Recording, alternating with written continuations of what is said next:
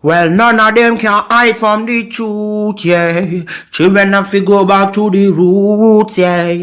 None of them can hide from the truth, yeah. Children have to go back to the roots. I'm telling you now, the truth, the truth. Telling you, yeah, the truth, the truth. You have to go back to the roots, the roots. Go to the roots, to the roots. Yeah, man, this is Benjamin out of the Smiling Coast, West Africa, Gambia, representing for the one and only Abu, the big man you don't know, the Soninke warrior, the man that brings the truth, Soninke warrior, the sign of enlightenment, the Soninke warrior, the righteous and the true African. Abu, reveal the truth to them, no matter how them try run from it, because none of them can hide from the truth, yeah. Yes, we have to dig back the roots, yeah. Fire! Subscribe now.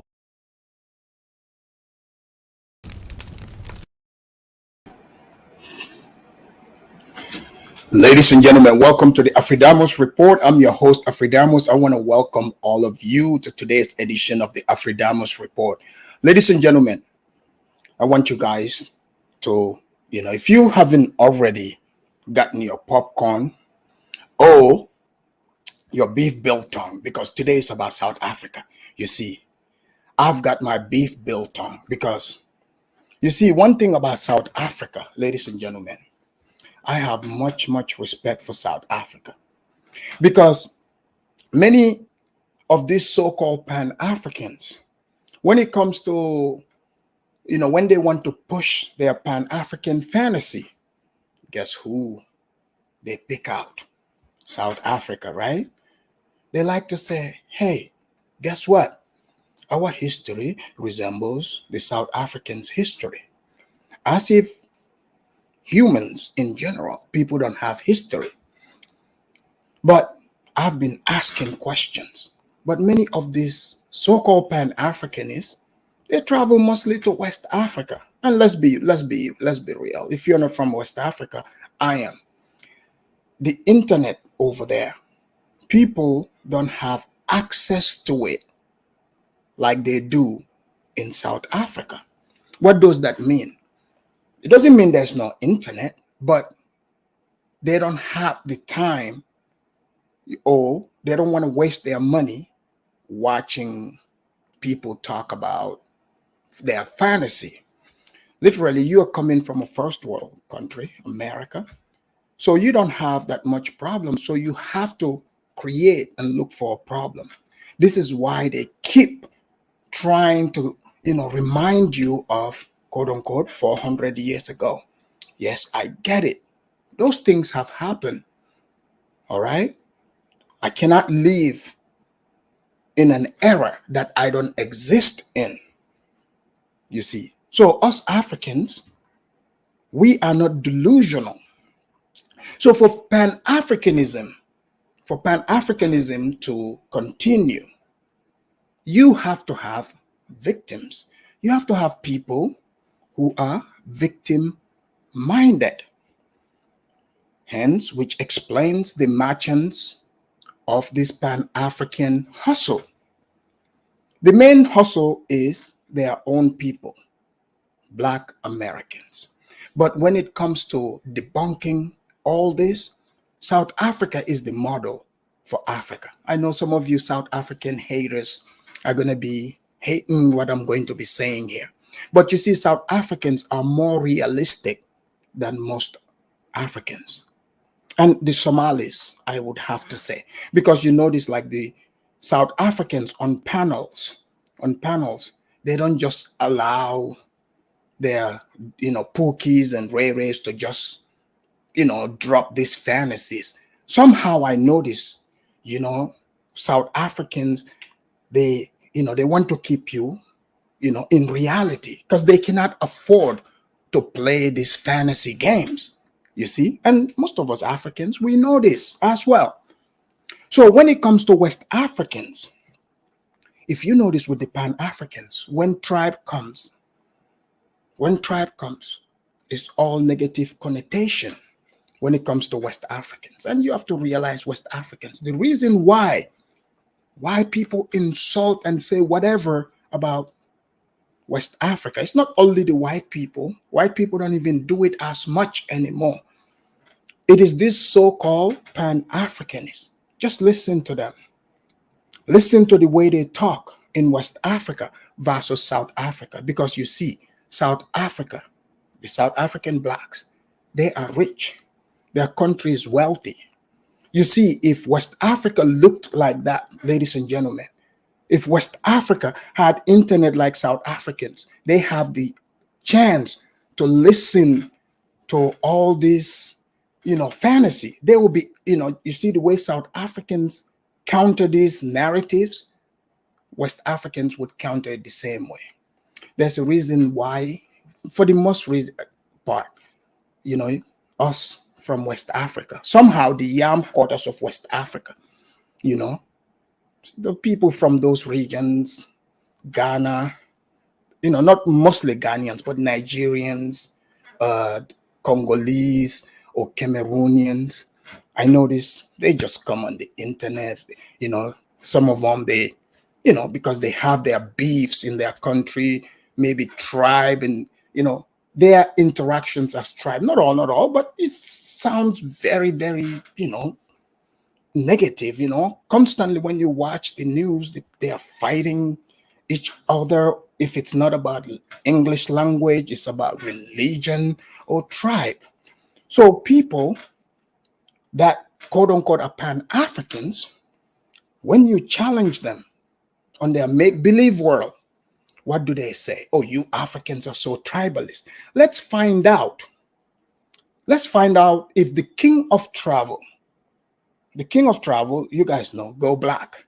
Go Black is in South Africa, ladies and gentlemen. When he got to South Africa, within 4 days, he organized South African style barbecue. South African style barbecue. Okay? And I loved it. That's why I got my beef biltong right here. If you don't have your beef biltong, get popcorn. That would work too. Okay? So I want you to kick back, relax, get your water, and this is going to be a fantastic show because you see, when people are running their show, people like Go Black. Most black people, and you rely on him. You think he knows so much. How can you get in a country within 4 days? Now you are an expert. This is what we've been seeing. I've been making videos about it, and people started saying, oh, Afridamus, you're divisive. You are divisive. Those are the hypocrites. If you look at it, even on the streets of YouTube, you take, for example, South African hater, very well-known South African hater, to Niger, right? To Niger brings shame to Nigeria, the country of Nigeria. The things that comes out of that man's mouth, ladies and gentlemen, I can assure you, if you think that's how majority Nigerians think, you are certainly mistaken. You have these people that push this out, this narrative, trying to say we are all one and the same. Clearly, South Africa and most of Black Africa, our economic conditions are not the same. So therefore, our access to things will not be the same. Okay? I'm not speaking directly to say me, because you see, I'm not a poor Black. You have to realize I'm not a poor African. I have access to these things just like you.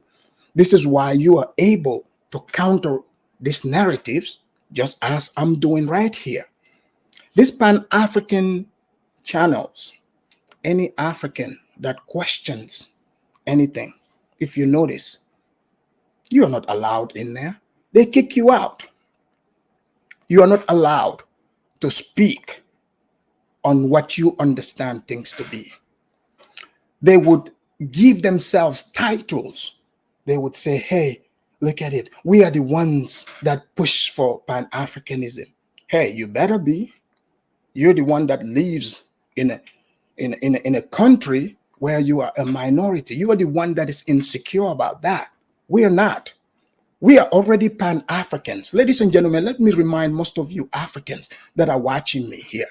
Even if you look at it, the examples that most of these people that come and try to teach you about Africa, they say you are not Pan-Africanist. Do you guys remember when Cameroon made it to the second round quarterfinals in the World Cup? Every African, I haven't seen one African that was in supporting Cameroon. When Ghana played the USA, even though you guys know I'm American, right? But I supported Ghana.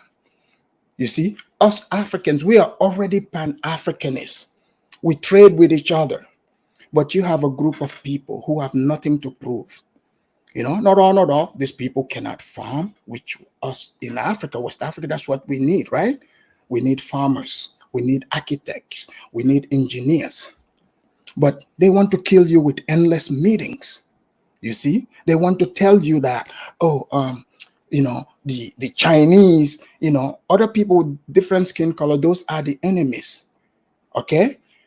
What are you bringing? I have been asking this question. Africans, I want you to watch this, especially West Africa. I will show you the difference here today, the way they talk to you and the way they talk to South Africa. You see, the South Africans, this Pan-Africanists, they're not going there telling them, oh, we're trying to help you. Instead, you look at it. People, they go to South Africa. South Africa, they try to belittle South Africa. You try to go look for the lowest common denominator in South Africa to say that's how the blacks are living in South Africa. And then try to debate with South Africans telling you, no, I'm not oppressed. I have opportunity. But in order for the narrative to keep going, you have to pick the victims. And wherever in the world, ladies and gentlemen, I'm not naive. You are not naive. We understand, people are not going to be equal. That's just life. That's just life. But when you want to make it sound like, these South African blacks are over there suffering, every single one of them, they have no opportunity. The white man is just dragging them down. Then what you're telling me is that 1994 independence means absolutely nothing. Seeing the Bafana, showing the world who they are, meaning all that's lies. This is what I want to dispel. We have people coming from a country that's United States. This country was established like over 200 years ago. I want you guys to listen to that, okay? This concept of countries that we have in Africa, I want you guys to know this is a new concept. So trust me, don't let anyone fool you. We are doing much better than we used to. We are doing much, much better than we used to. I read about the USA, this country that everyone calls the greatest country. Go read about it when in its infancy, when it was at 50, 60 years old. It wasn't as powerful. It was poor. It was slightly poor too. Okay? So it's fine. If you look at people like to talk about the civil wars in Africa. People who have no clue about Africa, but they want to point out the civil war. But okay, since people in this Pan-African spaces like to go to history, let's look at these countries that you point to about these civil wars. Ladies and gentlemen, you would know that it's infiltration. And you guys know I'm not the type that points fingers. I never do. But you guys know when African countries, even when they said you guys were independent, if you pay attention, within that first 10, 20 years, there was wars in all these countries. Congo, Sierra Leone, Liberia, even Gambia had its own scuffle. But now, we are wisening up, people. This is why West Africa, even Africa in general, is becoming safer and safer. But we have a group of people who do not want us to move forward. They don't want us to progress. They want to tell us that the white man still got his knees on our neck. But you're not allowed to say yeah or nay. Yeah, they're living in the white man's country. They're benefiting from the white man's, the things that the white man provided. You're doing the white man thing. So now they have to shame you and say, forget your identity. Think about when the white man, when they used to bring Africans into these plantations, what did they do? The first thing, they get branded and they change their name. Hence, Roots explain, right? They change their name. Why are they changing their name? The people that are from the same regions, they would separate them because they don't want that identity to be maintained. You see? So they gave them the identity of Black.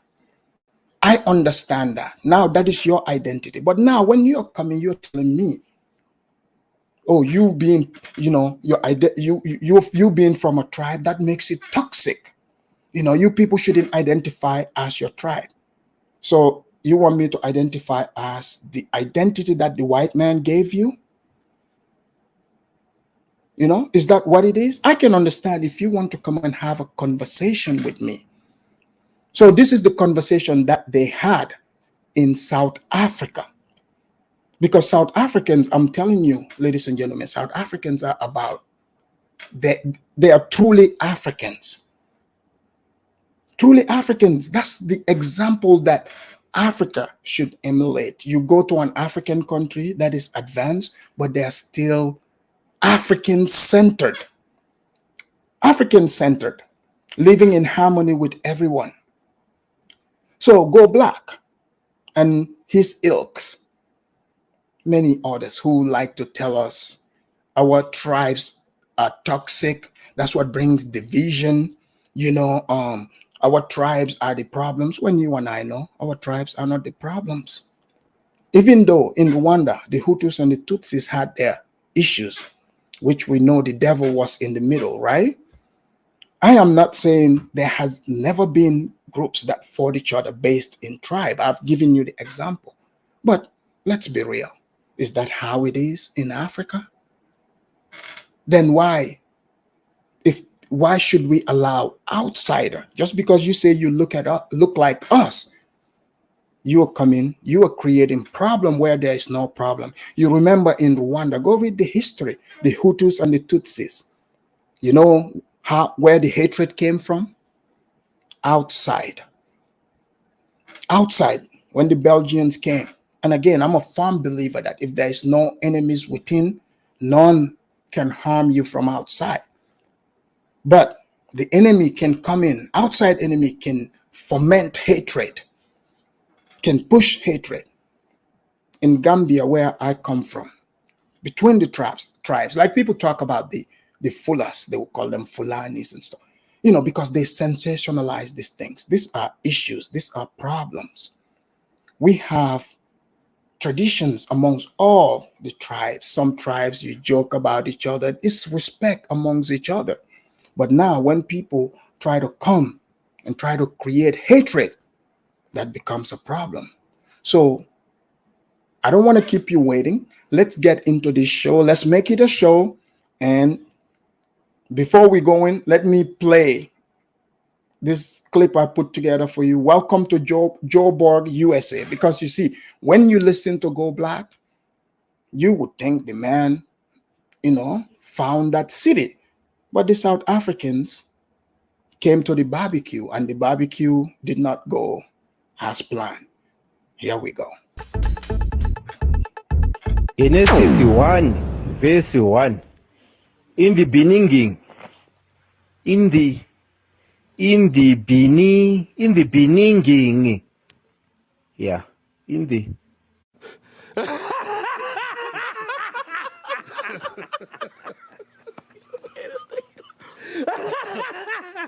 In the. Listen properly. In the beginning, yeah.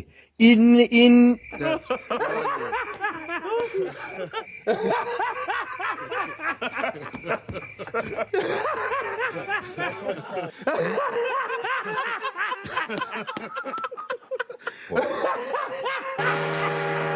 the beginning. In the beginning. Ini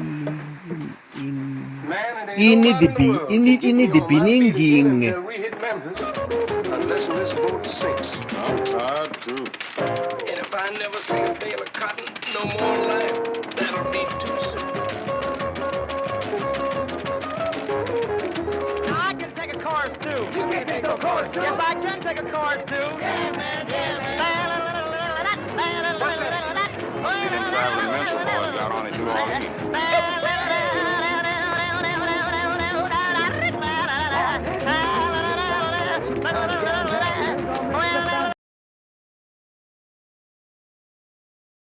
I'm representing every group here, okay? The African, Pan-African shoe shufflers.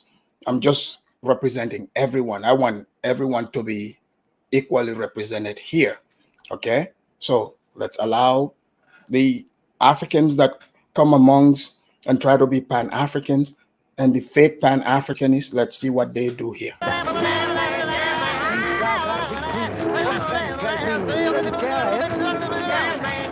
I can do some shuffling too. Look out, man. What you gonna do? Oh, you damn, man. Yeah, man. Come on, boys, let's play the stuff. Boy, you got educated. You can't do nothing about the Well, practice all the time. Yeah, what I said I'm all night trying to do. Get this.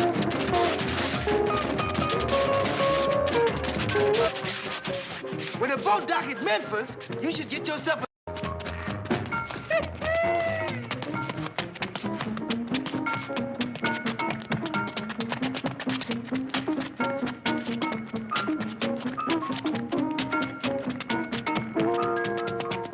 Old Sam. Old Sam. Yes, Sam.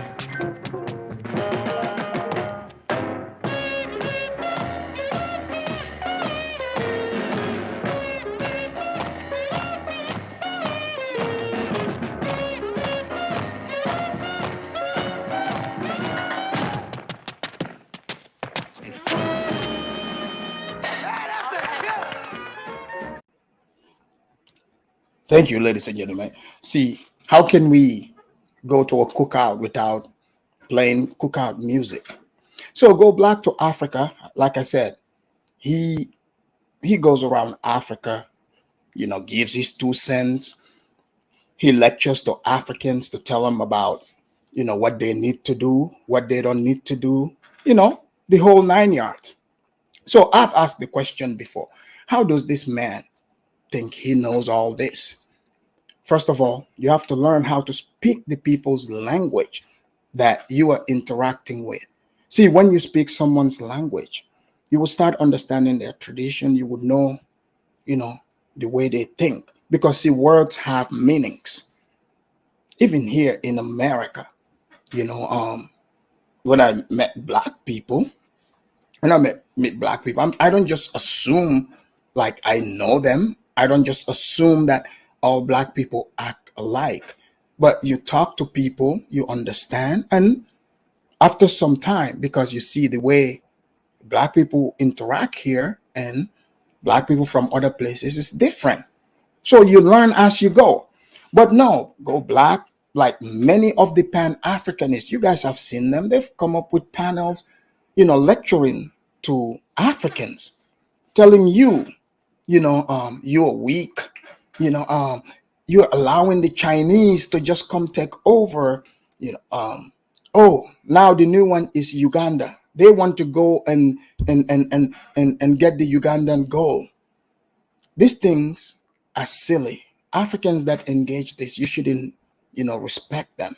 Because if you're from Africa, you have to understand that this fantasy talk, that's not what flies in Africa. Africa is about investment.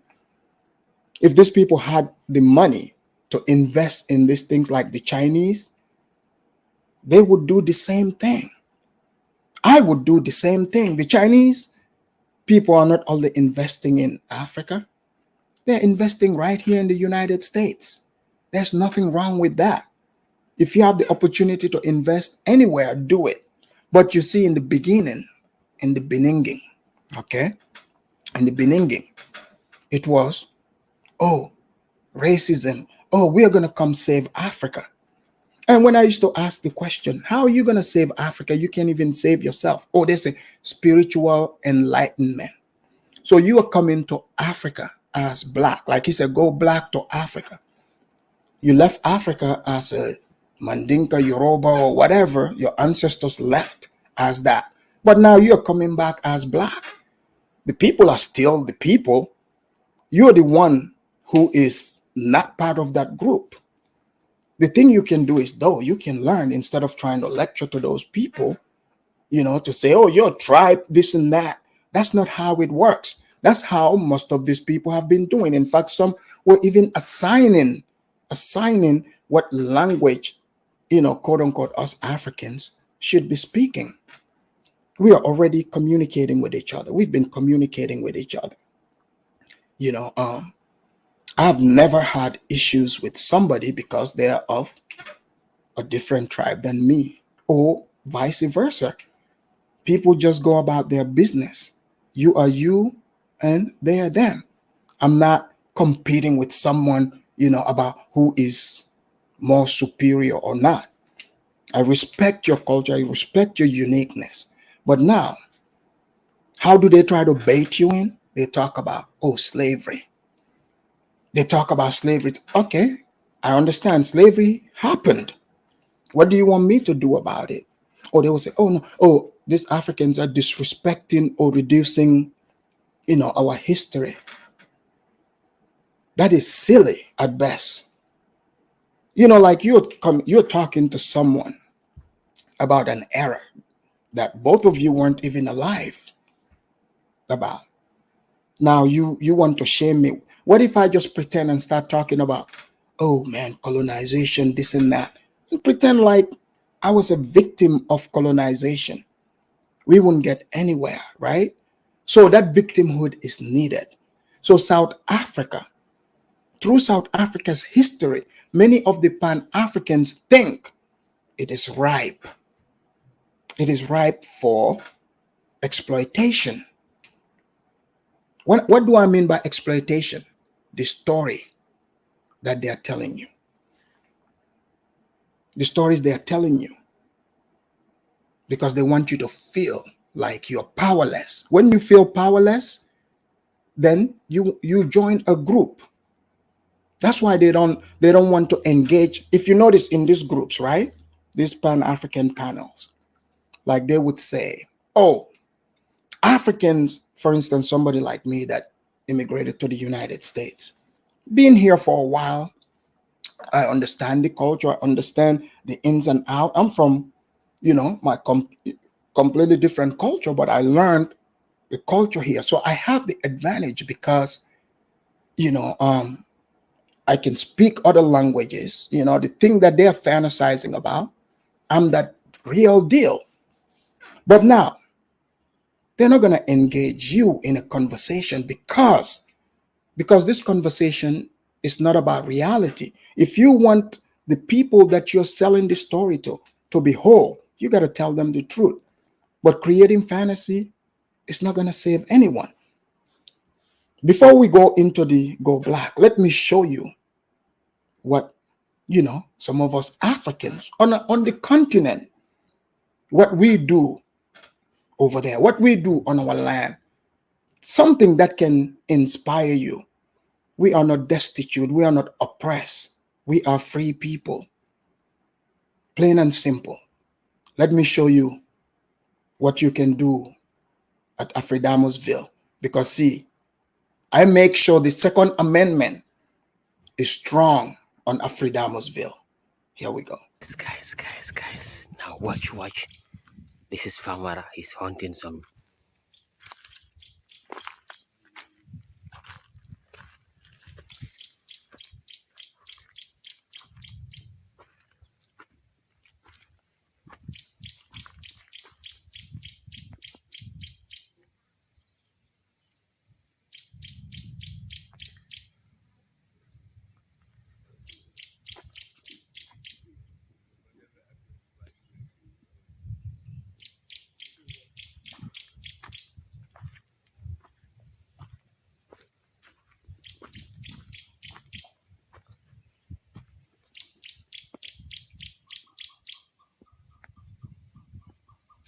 shot yet.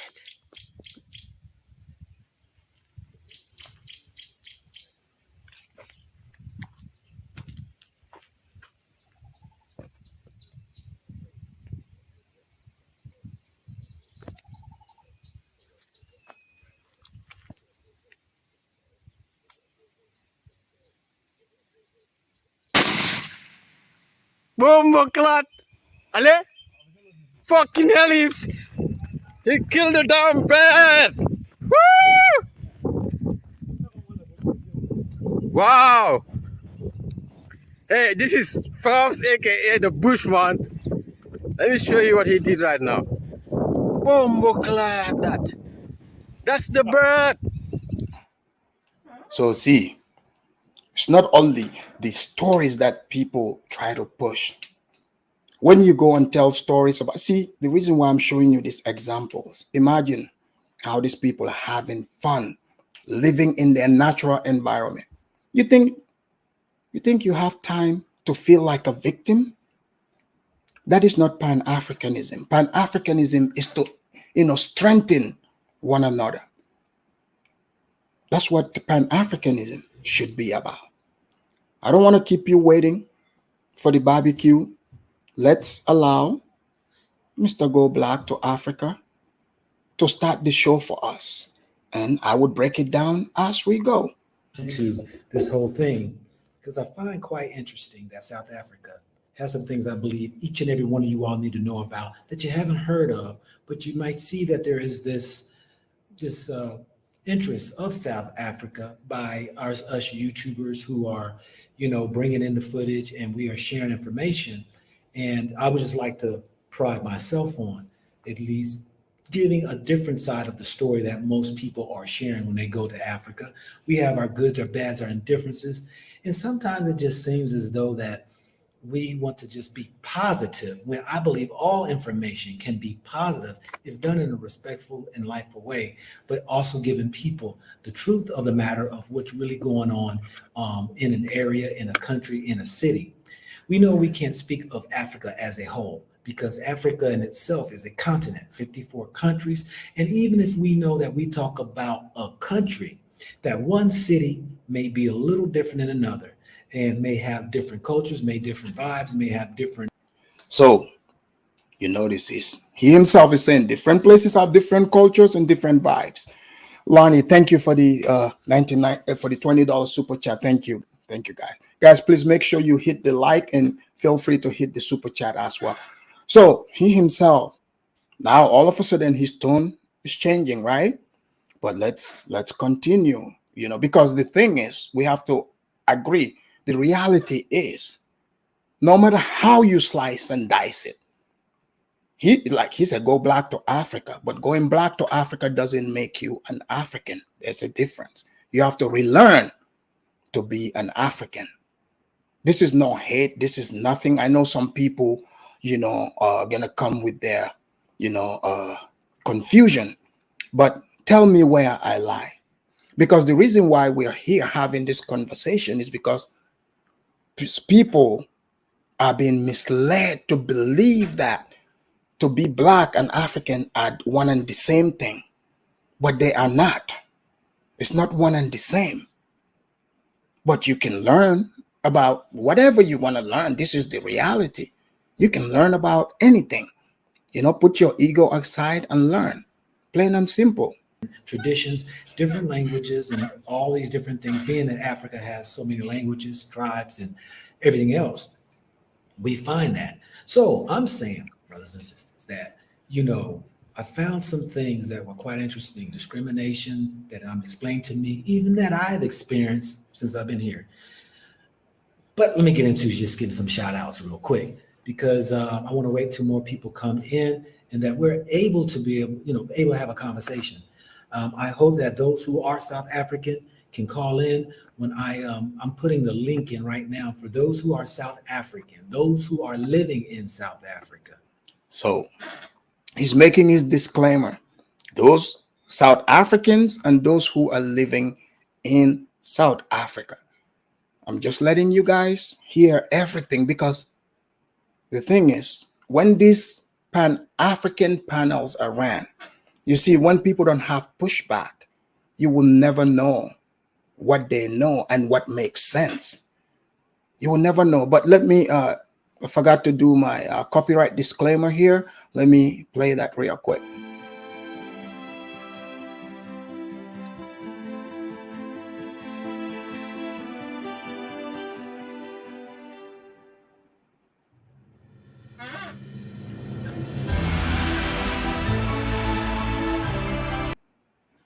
All right, we took care of I'm gonna that. say Let's go. those who are living in South Africa, please call in. The reason why I'm saying those who live in South Africa, because there are those who may have be from South Africa that left years ago, that those who, oops, what did I just do?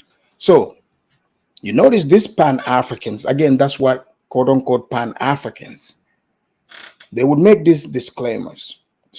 They understand that the people who traveled, like me living in the USA and others, we know what's going on.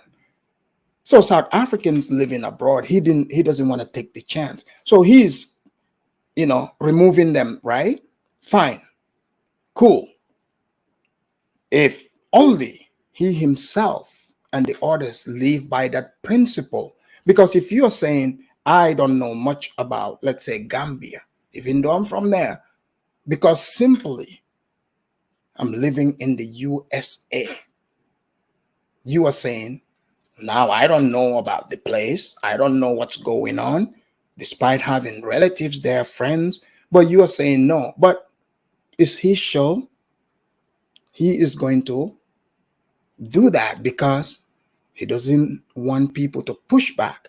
But what he doesn't realize is South Africans have access to the internet. So they can watch 4 hours, 5 hour shows, just like we do here in America or where in the UK, wherever you at. They can do the same thing. So they are privy to what is being said, versus, because some people are like, oh, the Africans don't know it. Oh, let's say they go to Gambia or other places. Well, they might not know about you because you think you are important, but that doesn't mean they don't know about the things they are interested in. You see? So that's the difference here. But the topic he talks about, a lot of South Africans are interested in this. And you will see in the people that call. Hold on a second. What did I just do? I just did the wrong thing. I just put copy in there. Those who might have been gone for so long, who haven't been here during the 28 years of independence, 28 years or so independence, or those who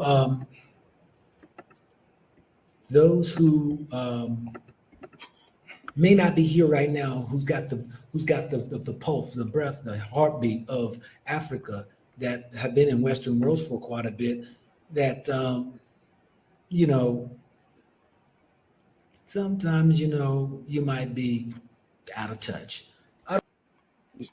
Out of touch meaning, you are going to question, the things I'm pushing here.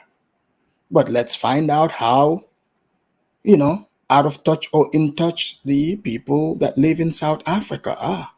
I don't know, but I mean, I can leave it open to those who come back and forth often, who may have family members that are still here. I want to open the doors up to you all. So please, if you're from South Africa and you are actively involved in living, or you come often to visit and you are South African, please, by all means, use the link that I just put in, and we can call in and we can hear from you before I give my experience and those who on the ground who share with me. I got an audio too as well from the youth, young man. I think he's 20. Look, I don't want anyone to think this is not like a shot at Go Black as a person. But you have to remember, this is a ideology, a narcissism, arrogance that's been pushed. And, a lot of ignorance is being expressed here, you see? But how can you go on the channel and, because you're not going to have an honest debate, which you would see here. How can you go to a place and You talk about the place as an expert, but the people that are from that place, you are afraid to have real conversation with them. You only want to talk to those who agree with you. That means you are pushing a narrative here. And, unfortunately, we have some, wherever you go, you're going to have people who, they have this victimhood mindset. It's just shameless here in America, but that's everywhere. Even in Africa, you're going to meet people in various countries who are going to, tell you sob stories, but that doesn't mean that's everyone. So for some reason, this man, wherever he goes in Africa, he seems to, it's like he goes and looks for the people who are struggling. Like, I'm like, okay, do you want to tell me, like, these countries you go to, like, everybody is just poor and destitute? Is that what you are telling me? That they don't have successful people there? Oh, the Chinese are taking over. You've been all over these countries. You haven't gone and interviewed Chinese to bring this information to us. It's like, okay, people, think about this, right? They're speaking about you as if you are not even there, as if you're an animal, as if this is 1884. It's like 1884. Okay, yeah, those Africans, they don't know the Chinese are taking over. But you don't understand. You just see a group of people you're obsessed with, you don't like. You don't know, what type of deals they have or don't have. We don't know this, right? We don't know. Should you be suspicious? Nothing wrong with that. Even myself, I'm suspicious of it. But I'm not gonna act like I am an expert on it, or the other people are just plain old dumb. I mean, some of these countries, even Gambia, do you know how many times some of those people that live on the coast there protested against those Chinese companies? They, like, because they somehow are directly affected by it, you see? But somebody having bad business practices, because the Chinese, most of the time, we know that's not only in Africa, even here in the United States. You go to Chinese restaurant, you want extra soy sauce, they want to charge you 50 cents. Like, who does that? That's why I go to the Koreans, because they give it to you for free. You go there, $1. I'm like, are you serious? It's just soy sauce, it's in the packet.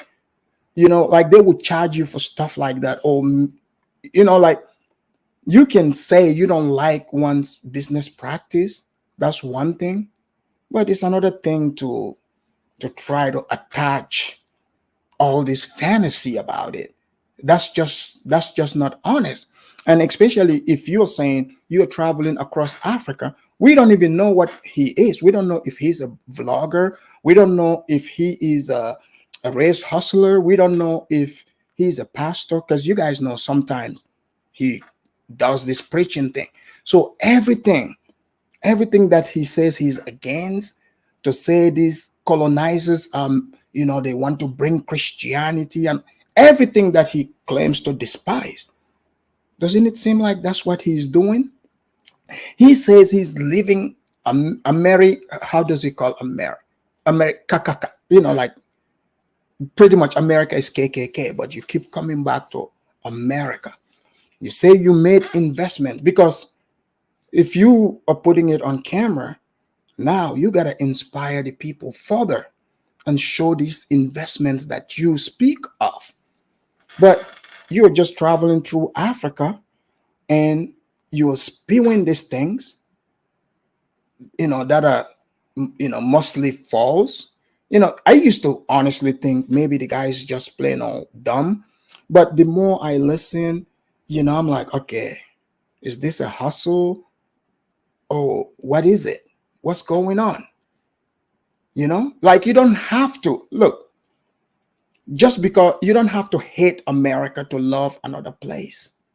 You don't have to. That's just common sense.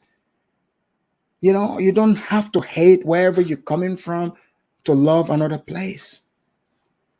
You know, like you can love wherever. It's simple. It doesn't mean you forsake where you're coming from. Like if you go to Africa, you say you're an investor, like, hey, that's not unusual. Ton of people are doing it. But when you are pointing fingers at real investors, and like one time I heard one at Kati, which Go Black supported, they said they want Gambia to kick out all the tourists, stop the tourists. Now the blacks would start coming. Do you understand how unreasonable that is?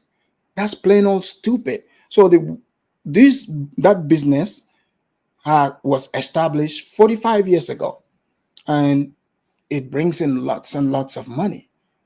If you want to be a tourist as well, you can just go there, just like you go to Mexico. White people go to Mexico, but you see, they don't go to these places and try to, ruin those people's, tourism industry, but they are doing it to our countries in Africa. Gambians, this is what I want you guys to see, because some of these things that they say is a campaign against our country's economy. I'm not saying all, but people like him. Imagine how many tourists would be turned away. How many? When they go and publish, these lies, like some of them were saying, oh, Gambia, you're getting robbed, making it sound like it's unsafe there. You guys now have made videos to say, yeah, you're going to get petty thieves there, but that's not everyone. That's not everyone. To me, that's not Pan-Africanism. That's not Pan-Africanism, because the things you are saying, you say you are about Africa, right? You say you're about Africa, and this country, their economy is dependent on this. But things you don't understand, you want to, exaggerate those as if that's the one and that's the only thing there. But South Africans can speak and they are putting a stop to it, and I like it. They do it in such nice way too. 23 or 5 or something, he told me. But we're going to go ahead and get into some things. So, look, we got a side coming up in here right now. Look, I said South Africans. So he said South Africans, but obviously, why wouldn't he call, right? Why wouldn't he? He says South Africans. A Black American is going to call because he's been to South Africa before. But this call is very important. I think this guy's call came to give a hint to Mr. Go Black. You see, it's kind of like trying to, get him on this straight and narrow about some things he said. Let's listen to him. My bad, brother. My bad. I'm feeling South African. I'm about to be there. How you doing, brother? You got your visa about to move here and everything, but what's good with you, brother? Man, I first of all, brother, let me say, peace and blessings to you, brother. Your name came up on our live today. And I tried to be as diplomatic as possible. I didn't, because I didn't want to critique you for having a perspective, right? Yeah. But I just wanted to offer my perspective, and so I if you ever see, when somebody starts conversation like this, like you guys see this guy's name, Assad El Malik, PhD. People that highlight their PhDs, they speak well like this. They're not just gonna come at you crazy. They bring it in a nice, subtle way. So pretty much he's trying to give Go Black some points about what he needs to, learn. But let's find out. ever see the live, I made sure I was very diplomatic or whatever have you, because what I don't ever want to do is create dissension between Black folk, period. Right? Of course not. South African, African Americans, or Black folk on Black folk. That's just not my my MO. So, but I hope you are enjoying your time in South Africa. I know that I've seen, I'm Yeah. So I know you wanted to show a different side of South Africa, and I think that was part of the conversation that came up was, you know, and there are people who are showing completely positive, rosy pictures of South Africa, and then there's, you know, I guess maybe the other side of it, and we have to understand that dichotomies and dualities exist. And so pretty much this guy came to give him some pointers, but let me move it forward a little bit because I want us to get into the real conversation here. So I moved it from there. Oh, a dude named Lipton. Okay. All right. But so yeah, I just think that is the so already Go Black is getting comment on his, you know, stream, you know, Ayuba Mpilo, sounds like a South African, right? He said, Go Black to Africa. You interviewed a dude named, listen, he is not South African and not, you know, black person. Every black person is, you know, native of South Africa. So he's saying not every black person in South Africa is a native of South Africa, because you see, Go Black made a video about having issues that, you know, white, he has issues with white South Africans being called, you know, African. He has issues with that, but he has no issue calling himself American. So these are some of the silly, irrational things that people want to push forward. So you're going to South Africa. You know, you want to challenge a white South African. They're, whether you like it or not, is a native of that country. You don't even speak the language. They do. You see, they've been there for however long. But you, the stranger, want to tell them who is who. You know, this is what the arrangement is now. So why do you have issues with it? If you don't like it, you don't have to live in South Africa. Plain and simple. Okay, I'm sure there, you know, unless if you were born there and trapped, you don't like it, then you wouldn't be a happy camper. But I'm pretty sure many South Africans see no issues with this. But Go Black, as you guys know, he finds problem where none exist, because people are addicted to drama. So he looks for drama in Africa. This man is trying to keep him on the straight and narrow. Look here, man. I think indirectly he's saying, look, these guys, they got internet. They are watching. Man, you can't, some of these things you're saying, you can't be saying them. These misconceptions, they're about to check you. You don't want to listen. Well, let's go. That is the reason why we see this positive perspective, brother. And I don't want to take up your time, man. I want to jump on. I'll be there on the 28th, and I definitely hope we can hook up and I can show you, I could ride you around and show you the beauty and the stuff that I like to see about SA from an outsider's perspective. Oh yeah. I appreciate you, and family, please go ahead to Go Black didn't even listen to a thing he said. He's in a hurry to get him off. Assad and his wife YouTube channel. They are relocating to South Africa, and you know, they got a beautiful story. Sorry, guys. Sorry. Visa's intact, but they succeeded, and they moving on to a place that they find conducive for them, that is grander than America. And so my hat's off to them and wish them much success. So check them out. So you notice he said they are moving to a place grander than America. Again, you don't have to say America is less than to move to South Africa. Like, we all know that's not true, but somehow this is the story he wants to sell to black people. And I think that's irrational. That's not good, because you're misleading those people while, you know, trying to lie on others and putting other countries down, which is silly. On their YouTube channel. Y'all gonna continue your YouTube channel when you come here? Say that one more time.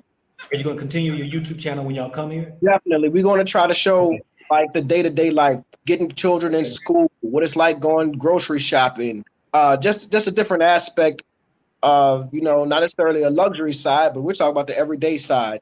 What does And people are mad when I say some of these people are white people, white colonialists. Really, like PhD. You spent your PhD to go to South Africa to film everyday, day to day, regular thing. People going to the store and like I don't know. Some people are into that, but again, he has the luxury to do that, I guess.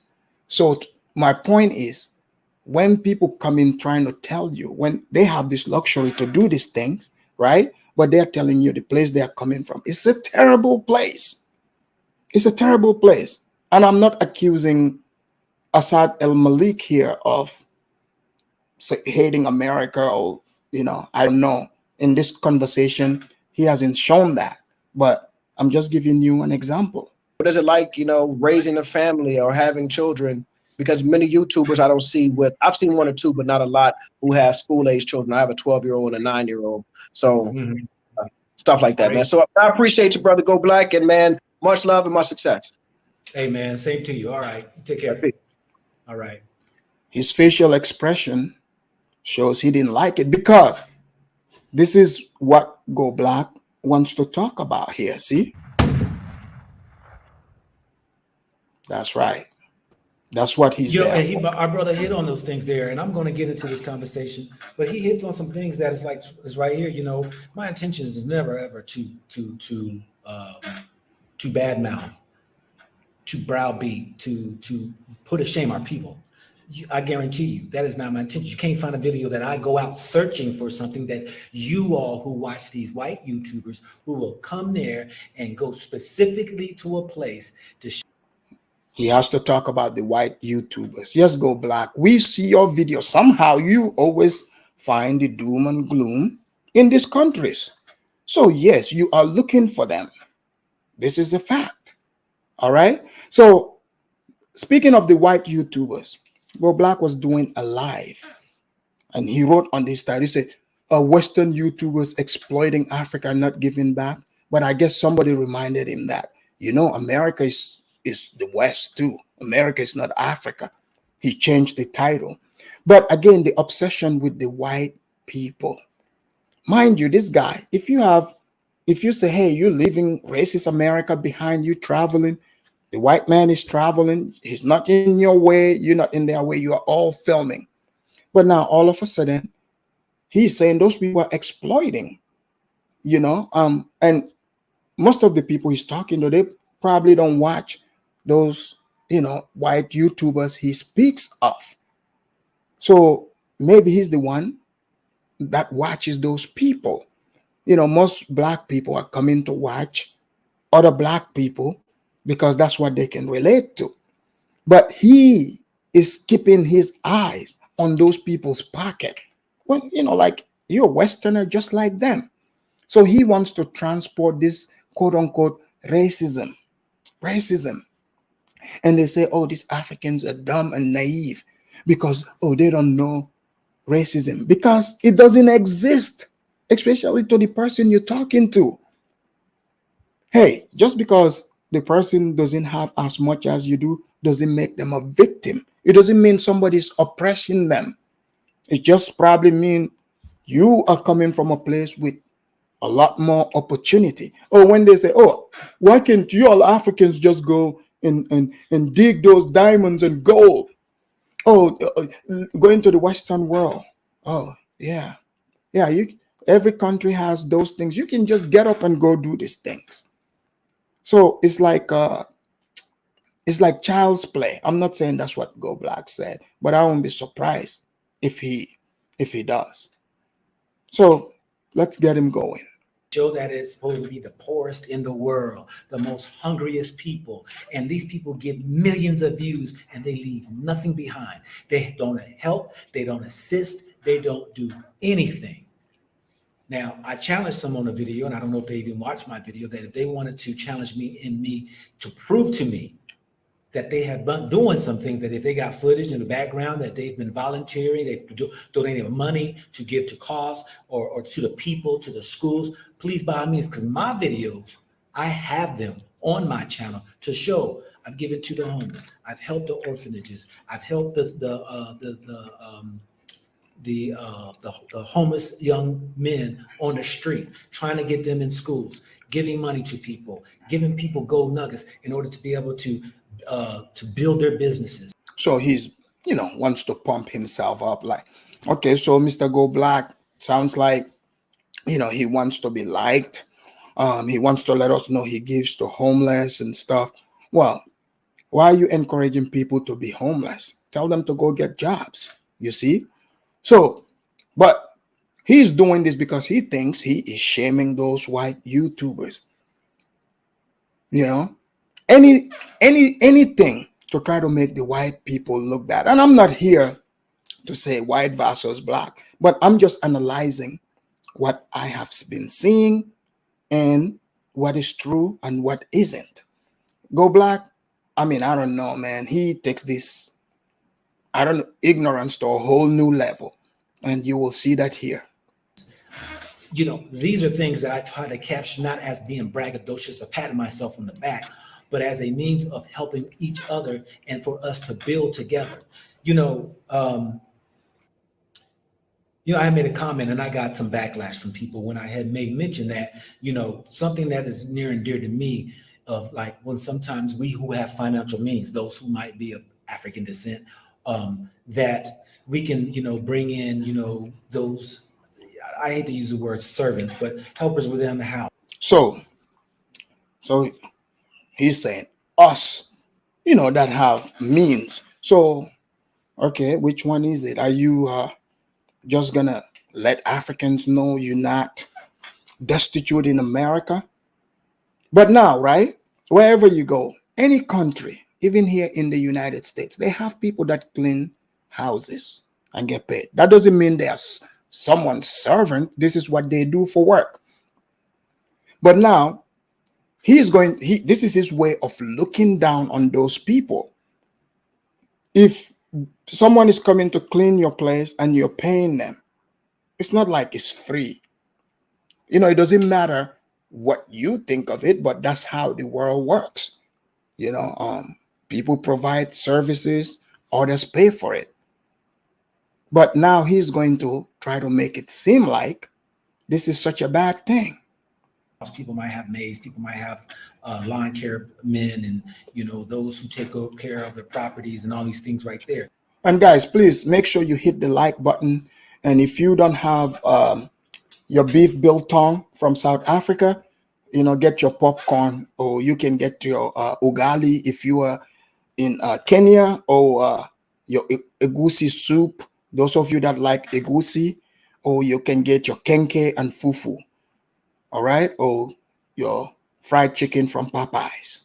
And some people's like, man, it seems like, man, you kind of hating on people, man, who maybe helping people get jobs. I'm like, no, not at all. I didn't say that I was against anybody. I said, for me, it's hard for me from where I come from, America, that even though I have the financial means to hire a housemaid, to have somebody cook and clean and do everything for me, I cannot see myself unless it is a means for me to see my people progress in that.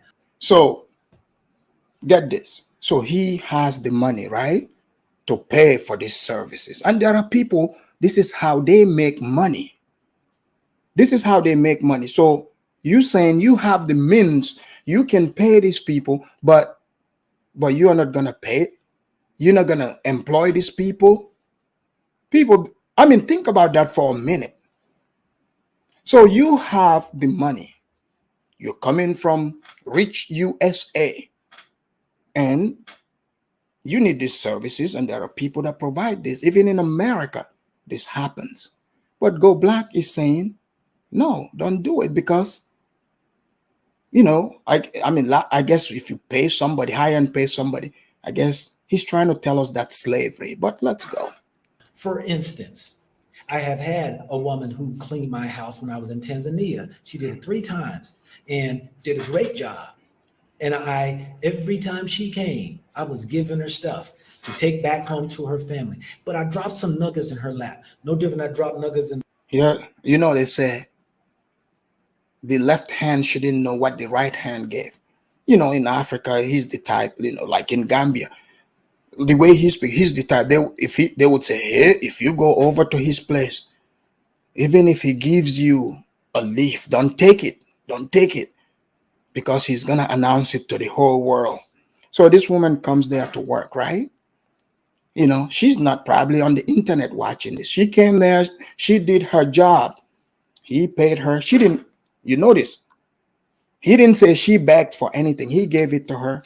But now, how many people now know that, oh yeah, he gave, you know, he gave her stuff for her family. So I think he's letting us know that the white people are evil. They don't do this. He's the only one that does this. So if he's challenging the white people about, you know, gift giving, I don't know, you know, if that's gonna go well. I, you know, I mean, I'm open to him challenging the white people to gift giving in Africa. I don't think he wants to go down that road, but it sounds like that's what he is saying. Everything you're saying here, sir, I'm pretty sure white people are doing it times 10 or 100. I'm pretty sure. The brothers that y'all saw me interview the other day lack of ideas of how you can take this and build your business. Because I don't want you being my servant. No, I want you, you know, how's your business doing? Is this able to help you? And I hear the people say no, this and that, or whatever. Well, by me taking you on full time, all of you all, let me tell you this right here. Let's start your business now. How can you now build off of this thing? Why do you think I do sometimes YouTube, my channels, that I will interview people and tell you to go buy their businesses? Go Black is the type, right?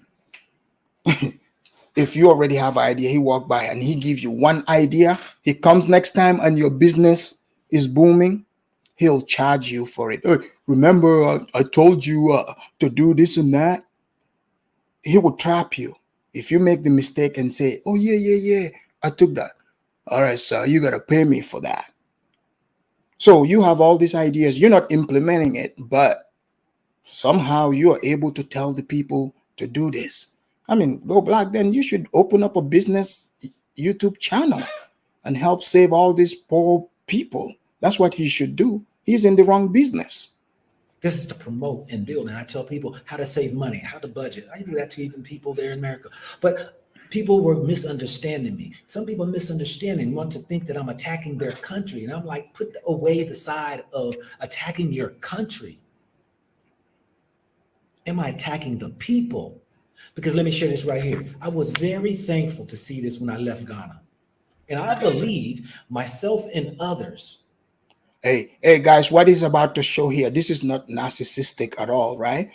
You know, they never implemented this. So he's about to let us know because of him, you know, Ghana did this because of him. Because you see, I also made videos about Ghana. So let's hear if he's trying to take credit from me about this, because you know the Ghanaian people, they watch my video too. How they probably felt ashamed about what I said. But let's find out. Contributed to this. It's a little light. Let me see if I can. This right here is in the airport now of Ghana. I believe I played a powerful impact in this right here. Why? You know how many videos I've done on things that I thought that Ghana's airport was doing nothing but. Did you guys remember there was a video that went viral about the Nigerian lady who was in the Ghanaian airport? You know, who knows? Maybe that's one of the reasons, right? But again, you notice. So the message that's been sent is, hey, you know, you in Africa, the Africans were not relevant. The Ghanaians, they were not relevant until I came over there and I said something. And now look at it. Look at what, you know, they changed it because of the powerful role that I played. Sounds familiar? Sounds familiar? Oh, like in America too, nothing changes without quote unquote people like Go Black. In Africa too, Go Black, if you can help us go over there to Gambia, please. One thing I would want you to do for us, maybe this would reach the government. Can you shame them about the electricity and water? And and maybe some of the roads. Please shame them about that. Hopefully they would be so ashamed and make sure those lights would be stable 24/7 so that the water would be there 24/7. And some of those bumpy roads around the corners, please shame them about those, because that would do us some good. Because you see, if you want to be a Pan-Africanist, now that's some Pan-Africanist service. Snatching and exploiting and extorting people for money. From the time you get in that airport, from the time I left, everybody from the immigration's office to the inspectors to the ones who's at the baggage to check your baggage, for all of that, from the front of getting in that airport to the end, everybody was trying to get you to give them something. But by making mention of that, I tell you this right here, it has been a beautiful experience coming to Ghana and leaving Ghana and not being harassed for money. It was a beautiful experience. And y'all go look through. Have you noticed he never passed up Go Black when it comes to Ghana and Gambia? He never passed up the opportunity to take shots at these two places. But you can't keep him out of Ghana, though. You can't keep him out. Look, I got it easily laid out to where on my channel, you just go to my videos. I got it broken down to the east, the west of Africa, the north of Africa, all the countries I've been to, and you see the videos, all I did, and look at it and see. And so my purpose in sharing my experience is to bring awareness and education to the people, especially if you come in to visit, and especially if you come in to live. Because yes, I know that narrative that the Europeans have done, they have tarnished Africa. Many of us African Americans are afraid to even come back to the motherland because of the propaganda that has been. Oh yeah, totally. All those stuff you've been saying, all the Ghanaian airport, they are begging, and Gambia is a shithole. Of course, yeah, they would be looking forward to go to that. Oh yeah, you're totally not doing any damage. You are giving them great information to inspire them to go. You notice everything is the white man, but you are there with the camera now, sir. He's there with the camera, but it's the white man's fault. Spilled across the globe, or even through the airways of the TVs, the radio waves, that was tarnished. Remember, for those who are old enough, remember, Tarzan, a white man swinging through the trees, having a little light-skinned boy called Boy. No wonder he is. So, damn, I must have been really dumb, because, I watched Tarzan when I was a kid, right? Stupid me did not even, how did I not know Tarzan was an African? How did I not know this? Now it explains why, Black people used to ask me if people live on trees in Africa. No wonder. So he thought Tarzan was real. Is that what Go Black? No, really, Go Black is telling us. Tarzan? Okay. Swinging through the trees of the jungle, and had everybody think that Africa was Black folks, Africans swinging in the trees of the jungle. Did I not tell you? I just said, we probably thought that movie was real. Okay. You're the one we're going to listen to. You thought Tarzan was real. Okay. We never got any footage of what is going on in Africa, let alone was it developed or wasn't it not developed? Like our brother Asad said that, hey, shoot, we've seen nothing but the diseases and tribal wars. And you know what's funny? When people tell you how ignorant they are about Africa, but then they're like, no, it's the white man that said it. But then they're like, you know what? Now I'm glad I know. Like they're saying it to you as if they are doing you a favor. Like, hey, I'm glad, my ignorance is not real. They talk to you as if they are doing you a favor. Sir, you're doing yourself and the people that thought Tarzan was real a favor to wake them from their ignorance. You're not doing me or other Africans a favor. We could care less. And the poor poverties that the European people come into this day and pimp Africa, getting millions and billions of dollars, acting as though that they are some charity groups that want you to send your hardworking money when majority of Africa not even starving. Facts. And so my thing is this right here. We need to stand up and share those things that not only, because I'm like this right here, sometimes we got to point at our own selves to find fault in order for us to make things even better. Because we know there are some countries out here, it doesn't matter. Corruption's everywhere. Everywhere I go, that's the first thing. Yeah, there's no corruption in America at all, right? Somehow you notice how people become corruption experts when they get to Africa, but there is none in America. Okay. Whether I'm in Mexico, whether I'm in South America, whether I'm in Central America, whether I'm in some of the islands, whether I'm in passing through Europe, whether I'm going over America, whether it's in Africa, everywhere you go, there's always people say that their government is corrupt. Everybody can agree 100% that the government is corrupt. But as soon as somebody else come in and they're pointing something out different, oh, you come to the defense when it's not even about the people.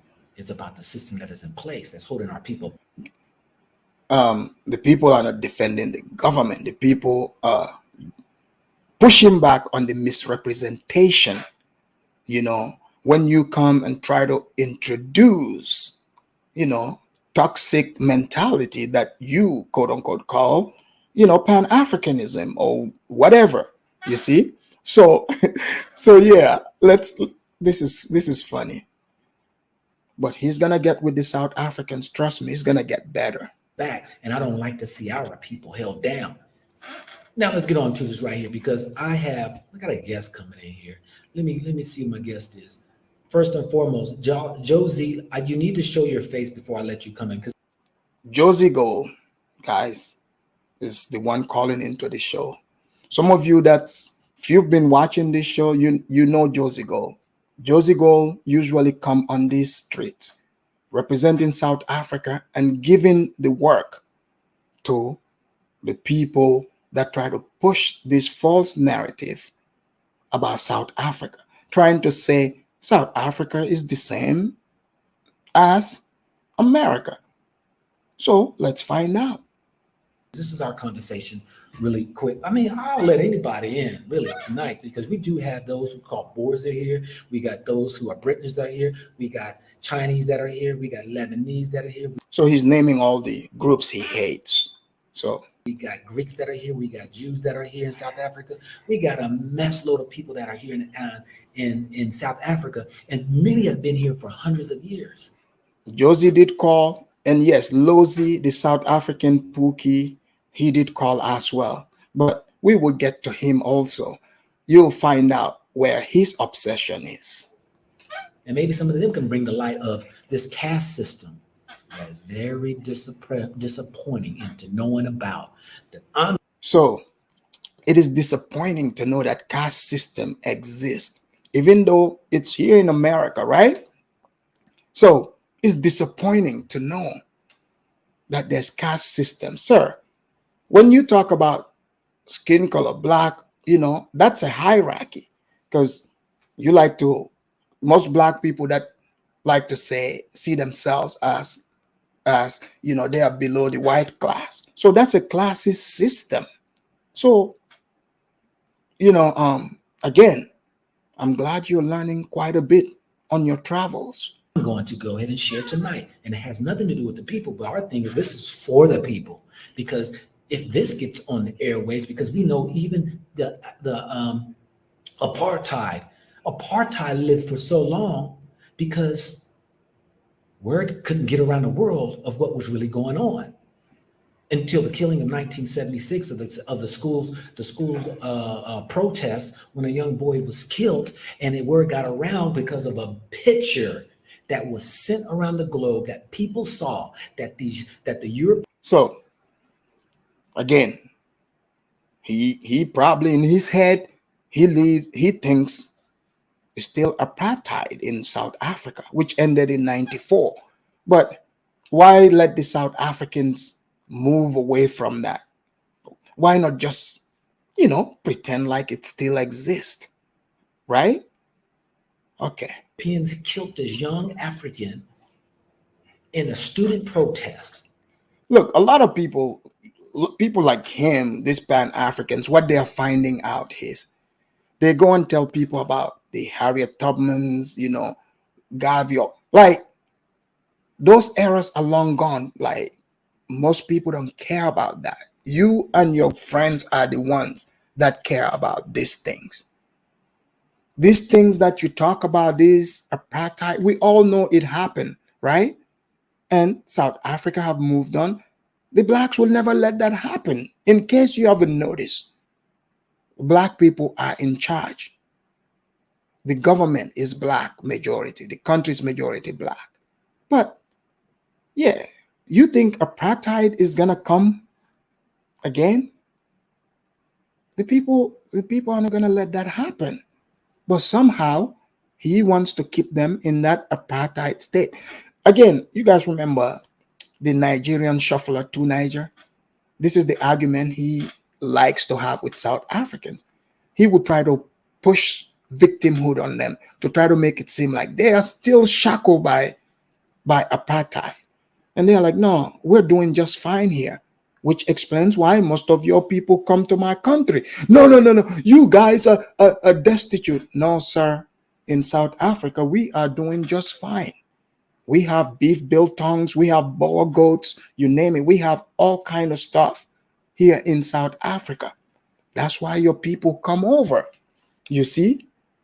But again, his sentiment, his mentality, that's not what every Nigerian shares, okay?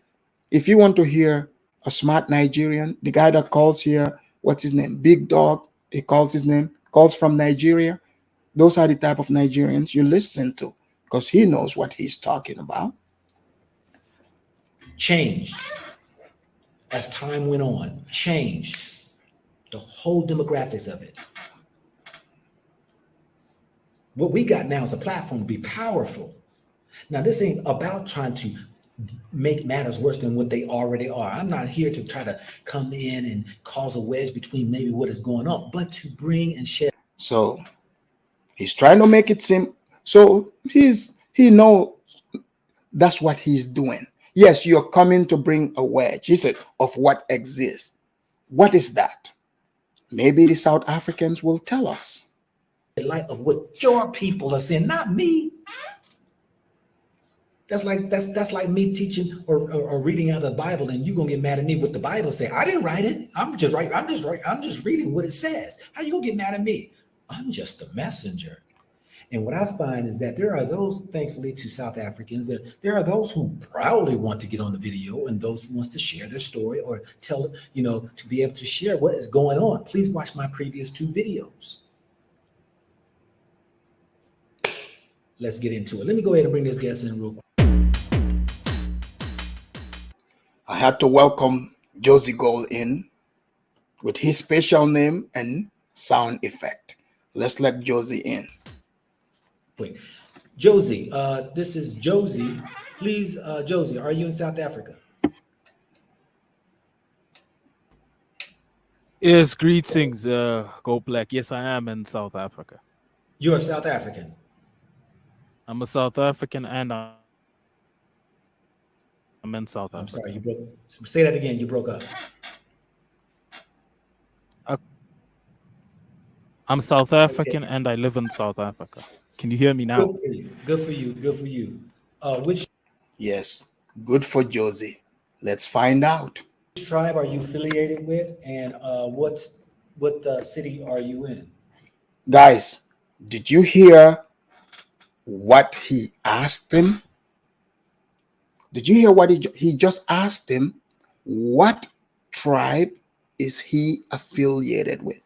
What other African countries do you see most of these Pan-Africanists go to? Even he himself, they always try to talk down about tribe. But in South Africa, rich black country now, you are truly in another Africa. You see the progress there, but they're still African. Now, all of a sudden, tribe is not a big deal. Now you admire tribe. You want to ask them what tribes they belong to. That's tribalist, my dude. That's tribalist, right? But let's allow Josie to tell us. I'm Xhosa and Tswana, and I'm from Johannesburg. I live here in Johannesburg. Okay, all right. Sounds good. Sounds good. What do you have for us tonight? What you got to share? No, look, South Africans have different lived experiences. Like the guy that you interviewed, I think yesterday, like the tour guide. I think it really ticked some people off is that he got a lot of things wrong. First, the 1976 thing. It's hard to believe that he's an actual tour guide, and I think some people just didn't like that about him. And then the other things are just his perspective in terms of him thinking that black South Africans who are making it in life are somehow trying to fit into a white system. Well, that's his own individual opinion. So I can't be offended by that or by that, because even though I disagree with him, because most black South Africans that I see thriving and doing well are not trying to Go black, look at his face. He's not liking what Josie is saying because Josie is debunking his narrative that he wants to push out there. You guys remember, this is what pisses off. You guys remember Two Niger? When Josie talks about how well people are doing, it's not what he tries to push, gets super, super upset. But Josie is over in his country, over there saying these things. Two Niger, you are arguing with him. You are in the Queen's Castle, with your egusi soup. You want to argue with a man saying, no, I'm doing good where I'm at. I mean, he's not leaving. That makes sense. But Go Black, the same thing. Look at his face. He's not liking this. But let's continue. fit into a white system. They're creating their own thing and doing for themselves. And I think what's happened in South Africa is that some people don't appreciate success or haven't been taught to appreciate success. So what that leads to is that some people become jealous. Like that guy, he sounded very jealous of his lack of progress. And another thing I'd like to say is that for me personally, which, Go Black seems like he's very jealous of I know he's not speaking about Go Black, but there's a reason why Go Black identifies with the jealous South African guy, the one that was saying black South Africans that made it are trying to identify with white people. No, you're the one who sees success as white. Success doesn't have color. If the man makes it on his own, that's who he is. So even here in America, you would see, people that are victims, the blacks, they would try to shame successful blacks and say, you a sellout or you trying to be white. They are the ones that formulate what whiteness looks like to them. Plain and simple. I can't really say like I don't experience racism. Like it's not something that I've experienced. Over here in Johannesburg, most of the schools that I went to, majority black. I mean, when I was in university, even though I ended up dropping out, it was majority black. So even though these were schools that were previously for white people, so most of these places that I went to are majority black. And I'm an entrepreneur. I work for myself. Like I'm self-employed guy, do my own thing. So it's not part of my lived experience. Josie, like I don't let me experience ask you, how old are you and what type of business do you have? And please share with us, how were you brought up? Were you? Here we go. So instead of focusing on what he's saying, right? So he's gonna ask him his background. He's trying to find a loophole there, to use his shaming and manipulative tactics. Let's see how that goes. Parents had money. What did they do? Whatever. Please share with us. How old are you? Okay. I'm from Johannesburg. My parents, both, my mom was an entrepreneur. My dad used to work at a job somewhere. Like used to work for a company called ABB, like in sales. He was a salesman. My mom had her own businesses, so I think I get the entrepreneurship from her. The entrepreneurship. How old are you? The entrepreneur. So he's got the watch. He's got the hand over his top lip. It's not going well. He's agitated. He's trying to find a way to discredit what he is saying. He's trying to find the loophole. He's not even listening to what the man is saying. He is looking for a loophole to discredit him. You can see him. He's visibly, getting agitated because Josie didn't say what he wanted to hear. Culture from. I'm 31. Okay, you're 31. Okay, so, and I'm with you on that right there. Look, when I interview people got to be wise enough to understand that's just that one person's perspective. No different than somebody wrote in the chat and said, the guy that you interviewed, he's not South African. I don't need to interview all South Africans because South Africa has many groups of people. Today in my live that I did, I interviewed or talked to a Nigerian. I talked to somebody who's from the Congo, somebody who was from Cameroon. And so this right here is a great picture of the diversity of people that are here. I touched on the subject of xenophobia. So look, we don't want to talk about xenophobia, okay? That's not why we are here. You said discrimination, racism.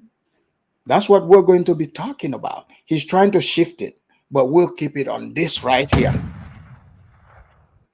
Sometimes, have to keep in mind that every person has their own perspective and cannot speak for the entirety of.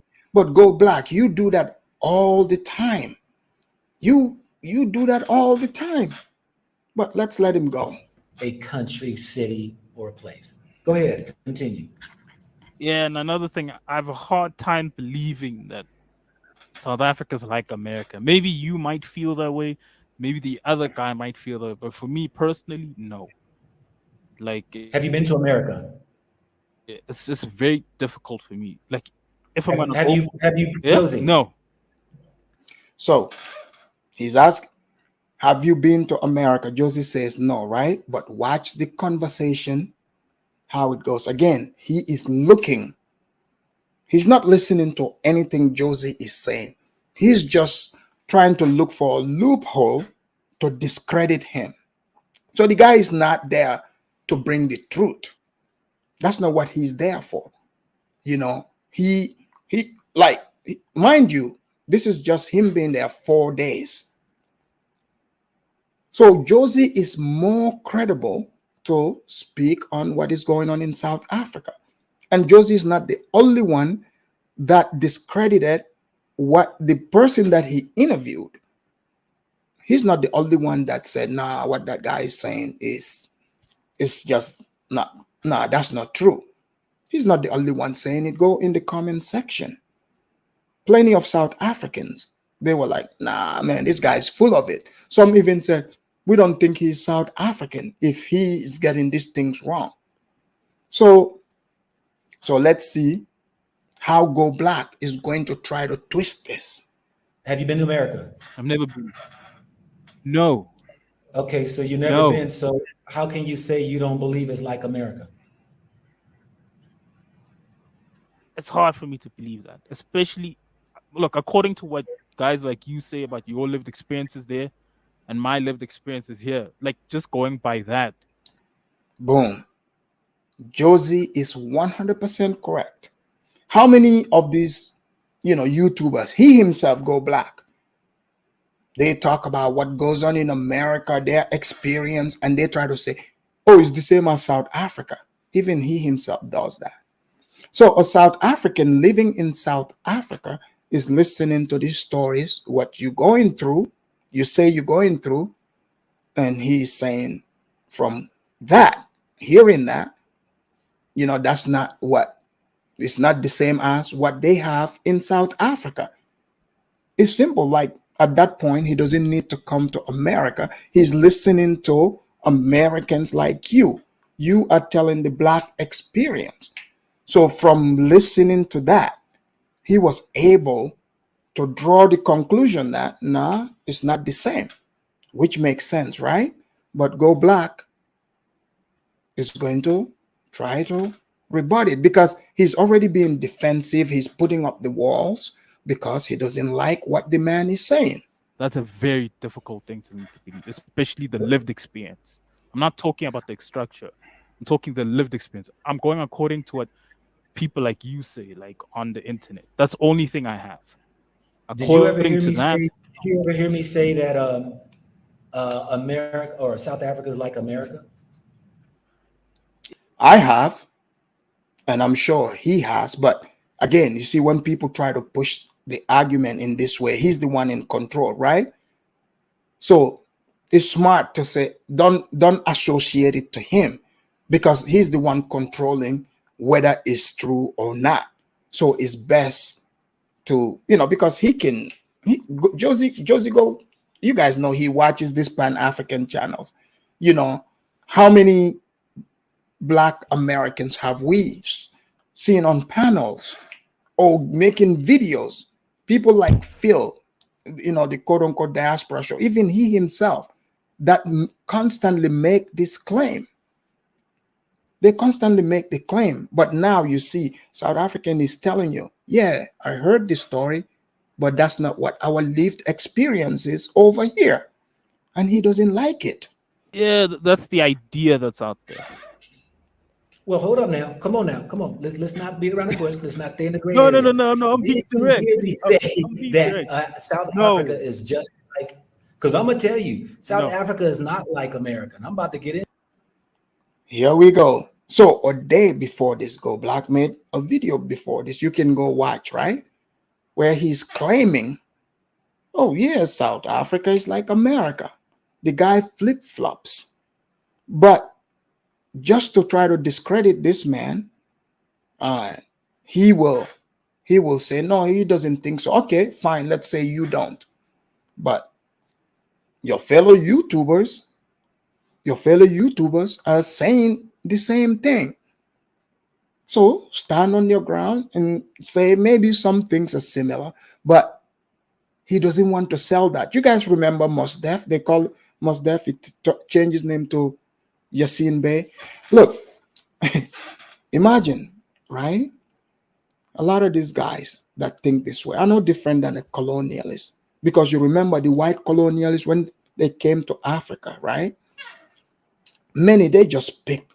It's like Africa is free for them. They can pick wherever to go. What's the best way to pick wherever you go?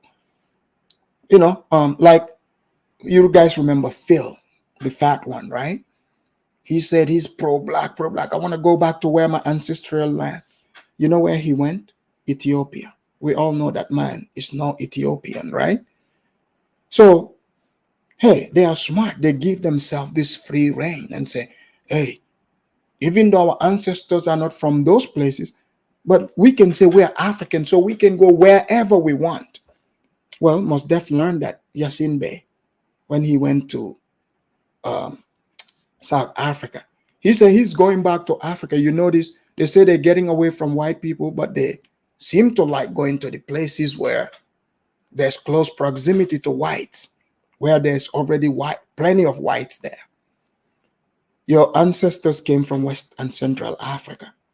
If you go in there, then you've convinced me that you want to spiritually connect with where your people came from. But we all know that's not the case.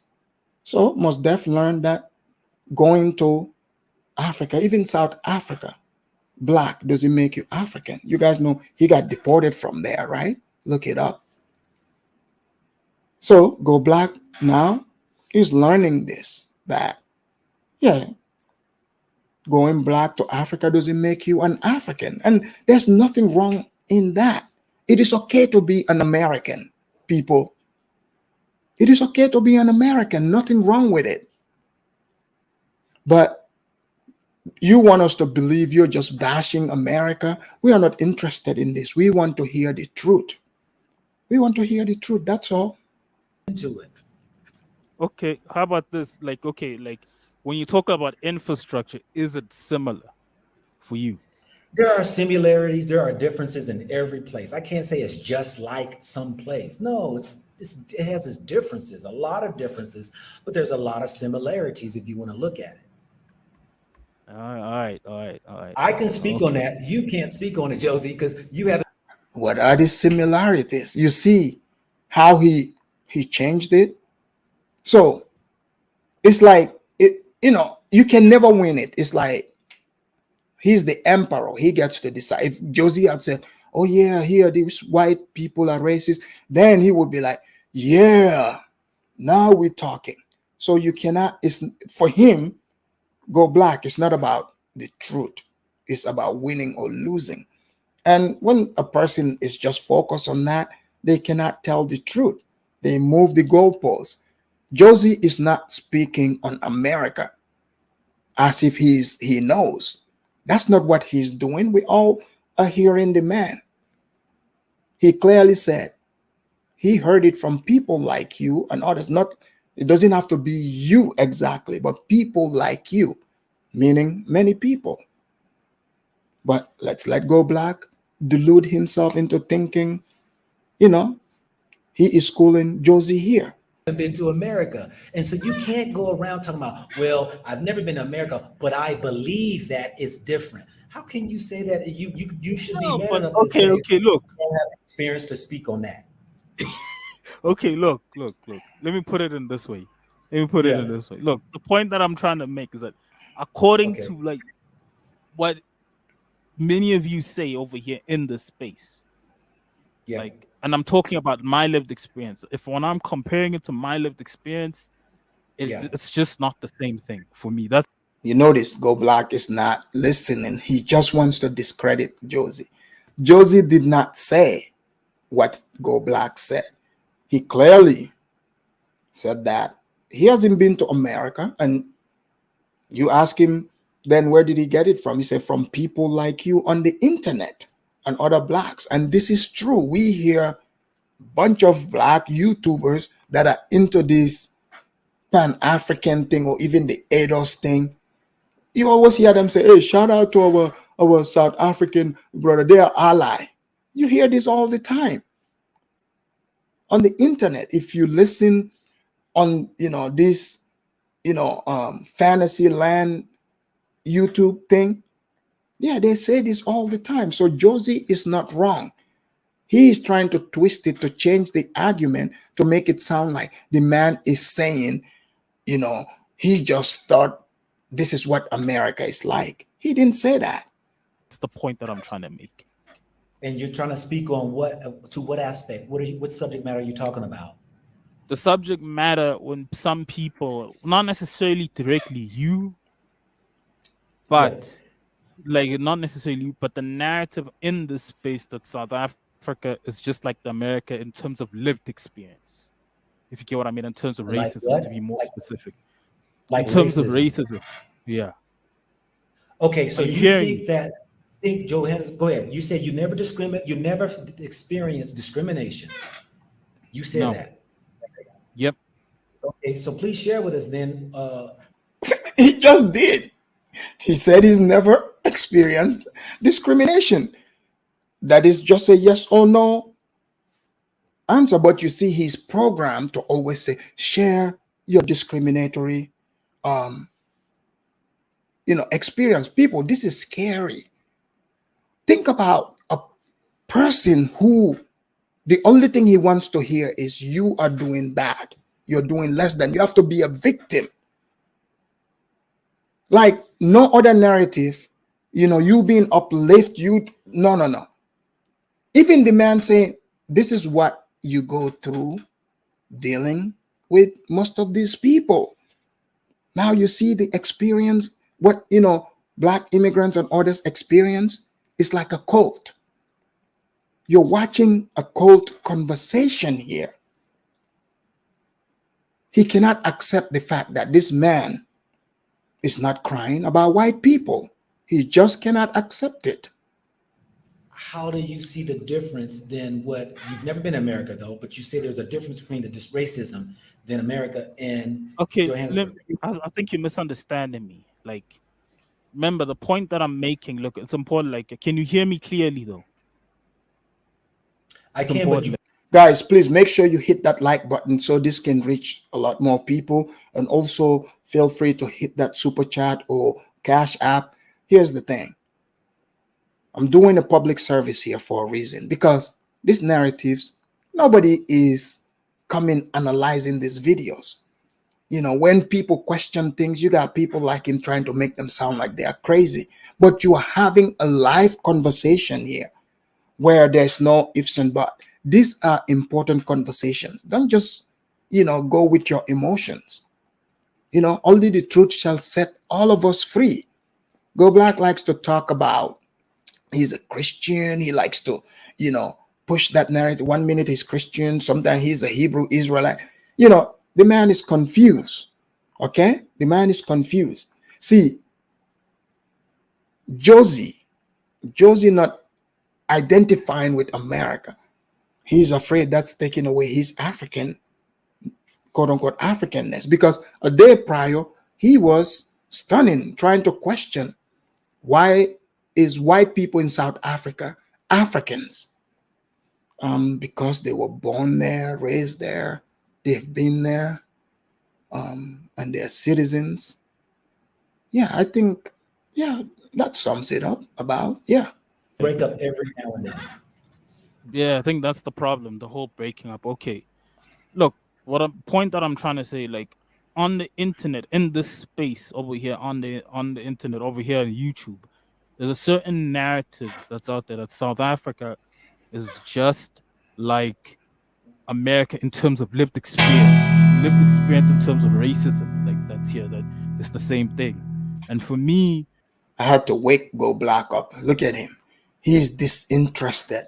People, those of you that follow Go Black, like, literally ask yourself, like, come on, look at this. Like, are you addicted to victimhood or you're addicted to lies? Which one is it? I get it, right? Nobody's saying don't go to Africa, but you want to know about the people you're going to meet. Look, people don't have to have the same experience as you for you to do things with them. We all have different experiences, and that's completely okay.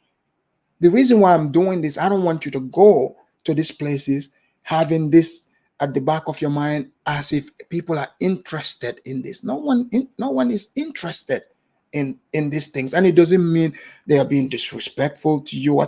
Imagine me coming trying to tell you guys about my Soninke ancestors, how they conquered all these people, and if you don't identify as a Soninke, then you don't respect us. Imagine what that would sound like. You would call me a crazy madman, and you would be correct. That's what's happening here. Oh, we identify as you. The man is like, yeah, I've never been to your country, but from what you guys said, it's not the same. Go Black, look at how mad he is. He is visibly upset. Visibly upset.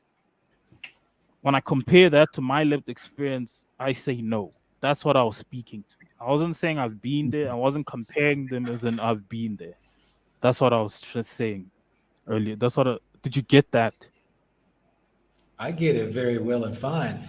That you're supplied an answer that there is a difference of America and South Africa racism, but you've never been to it. He didn't say this, Go Black. He did not say this. People, you see, when you talk to people like him, do not allow them to bring you into a conversation they've created. You see what he's doing here? He's trying to shift it to what the man didn't say. America. That's what you No, said. you're misunderstanding me. You're misunderstanding How am I me again. misunderstanding you, Josie? No, because you're twisting it. Look, the point that I said, like, look. Go Black is laughing nervously because it didn't go well. That's a nervous laugh. Like, damn.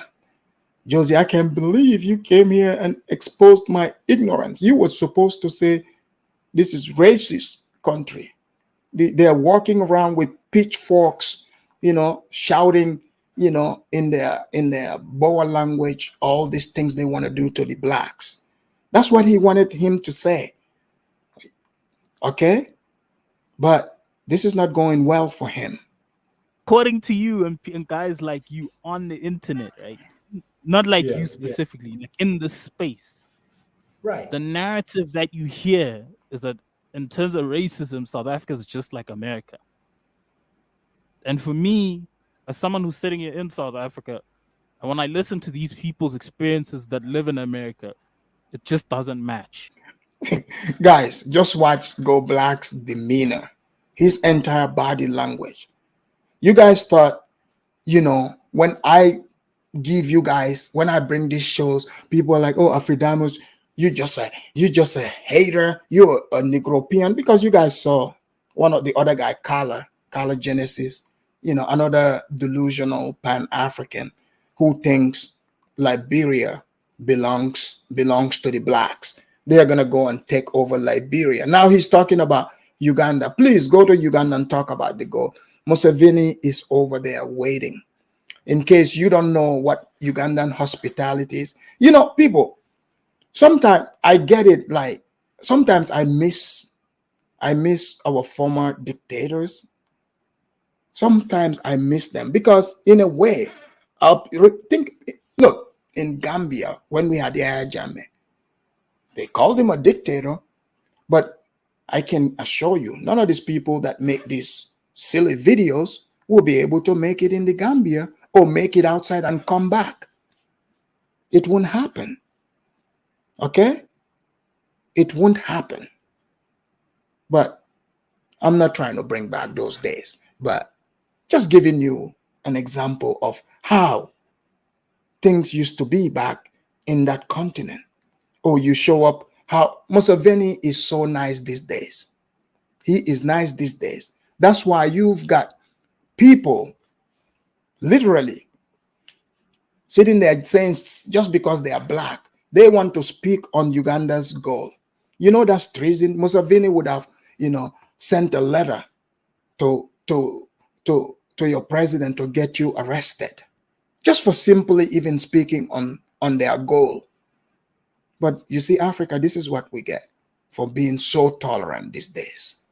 To my lived experience, I'm not saying that according to what people say in the space. Well, you know what's interesting that you say that, because please disclose to who you're talking about, who comes in South Africa, and you're saying that Americans are comparing this Africa to South America to South Africa. All I've seen was everybody who's glorifying South Africa and how beautiful it is. No, that's not true, though. Did you guys hear how Go Black just sitting here lying? He doesn't even respect his viewers, because his viewers have heard him compare South Africa to America, Black American experience.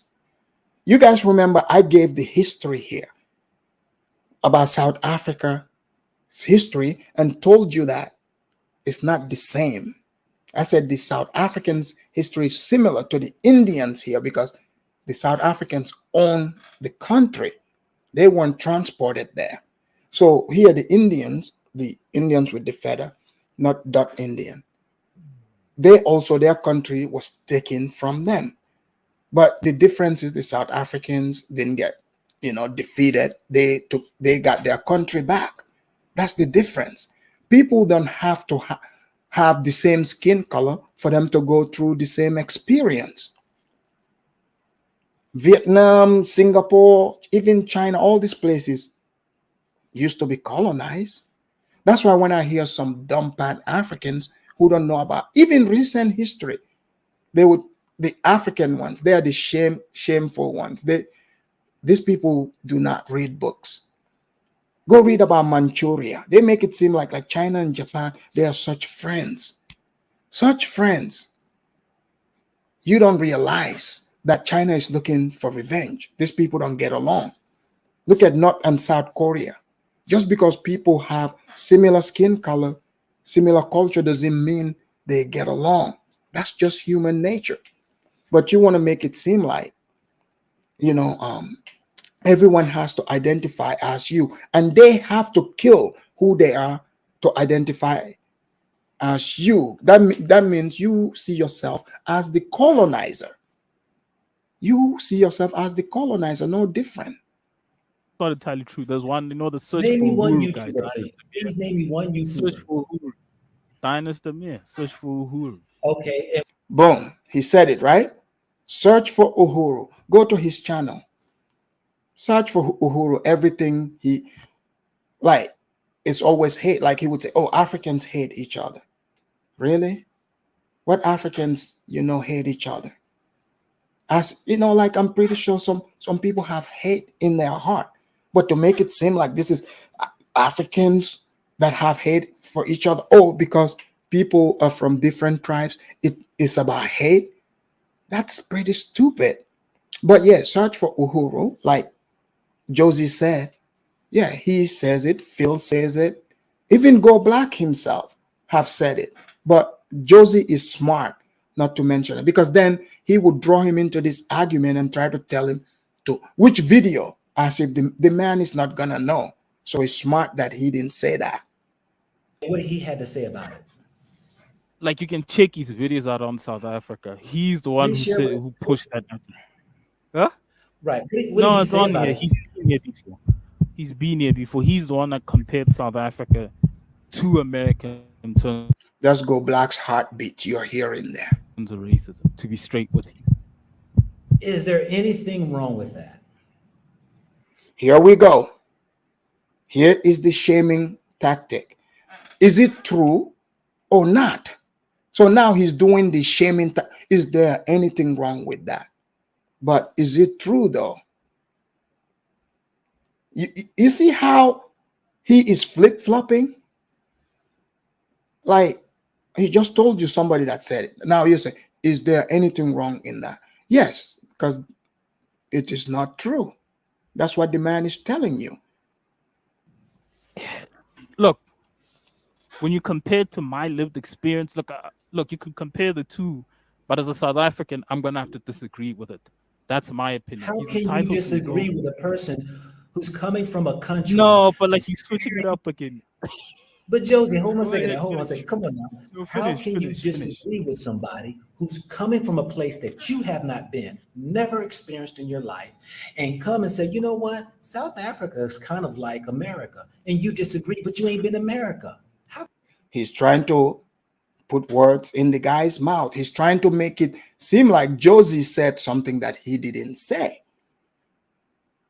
You see how he just ignored the, search for Uhuru being given as the example. You see, if a person is about the truth, he would have been like, oh, okay. But he just said, what is wrong with that? So these people are delusional. Africans, you need to wake up. Stop playing these delusional games. You are clearly seeing somebody here, trying to lie to you. Like, what's going on, people? This is delusional, man. Could you disagree?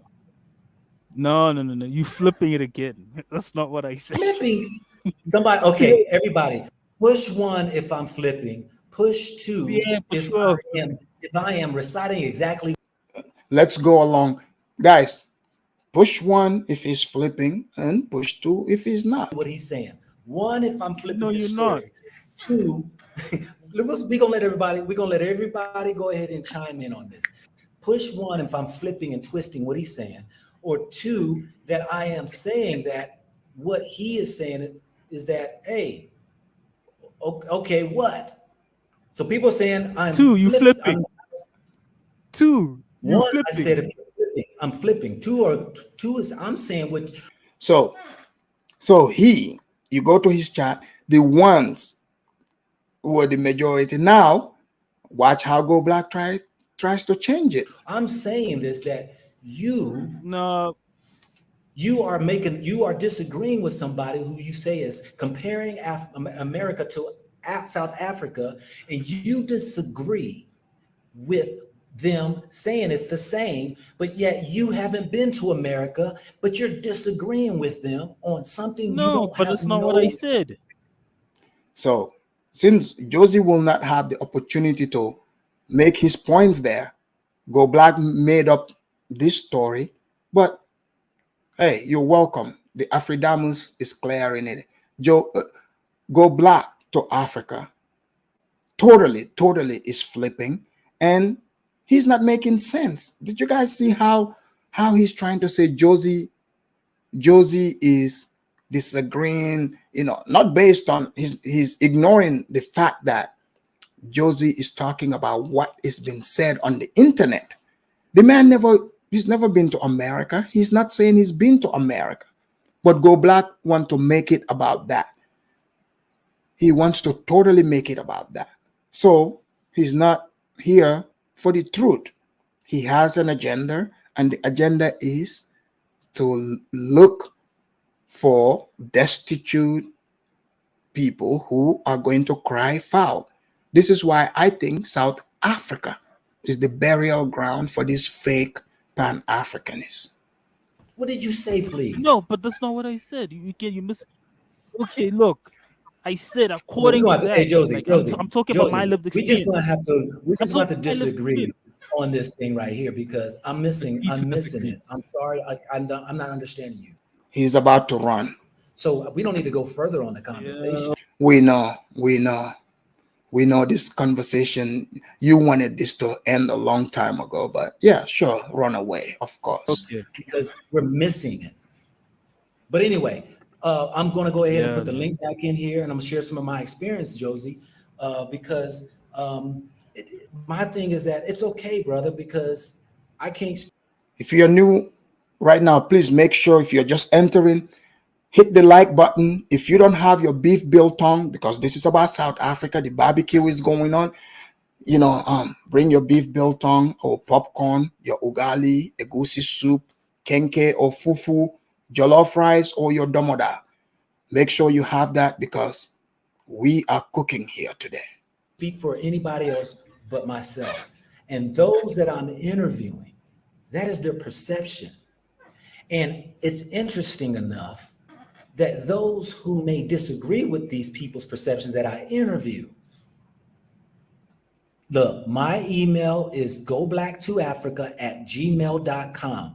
Please, while I'm here, I'm going to be here for a whole month in South Africa. I would love to interview you and share those different things that maybe you say, because my thing is that let's not blast each other and say, he's off cuff, his information is wrong. Oh, here we go. Do you guys see how he's switching it? Have you guys noticed the pattern, the shaming tactics? Have you guys noticed how these conversations go? He hasn't debunked one thing that Josie said here. Josie said his experience in South Africa and many South Africans, from what they explain about America, is not the same as theirs. I have literally talked about this, where you cannot come and try to impose your emotions and your experience on other people based in skin color.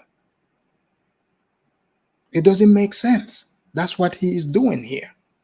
He's dead wrong. I don't disagree. Look, that's their perception. If you have a story that is different, like you said you ain't never experienced discrimination. Now that's interesting, hard for me to understand, but that's your story. You've never experienced it. But I can guarantee you indirectly, there's a lot of discrimination going on, and I'm gonna get to it. Just me being here only 4 days, what my experiences is, and those who's visit that told me. Yeah, because I'm Go Black. I've only been here 4 days. Josie, you've been here your whole life, like 30 some years old. I mean, come on. Why is your experience is not that relevant? Like, totally. I've been here for 4 days. I am an expert. I came black to South Africa. How can you tell me about racism in South Africa, discrimination, your experience? Go Black might as well just say that. This is crazy. Some stories. So hey, I appreciate you, Josie. Thanks for having me on. Thanks for having me on. Yeah, great man. talking. Shoot me an email, man. Hey, shoot me an email. Let me know some places that enlighten me. Josie, don't send it. Don't send it. He's trying to shame you. Okay. Okay, I'll shoot you an email. Be blessed, brother. Yeah, James, what's happening with you? Please, you South African? No, I'm not. No, I'm not. Okay. He's ADOS FBA, of course. An ADOS person would always call where they are not required to call in. A Nigerian will call, or a Kenyan will call. Let's watch. Where you live in South Africa? This is South These three groups will call where they are not required to call into. African only call. Yeah. I'm only taking calls right now in South Africa, man. I appreciate it. All right. Judy. Hello, Gobrak. Hello. Can you hear me? I can hear you. Are you in South You Africa? are right on the point. You are very Judy. right on the point. I'm from Are you Kenya. South African? No. I'm from Kenya, but because the Kenyan. Judy. Here we go.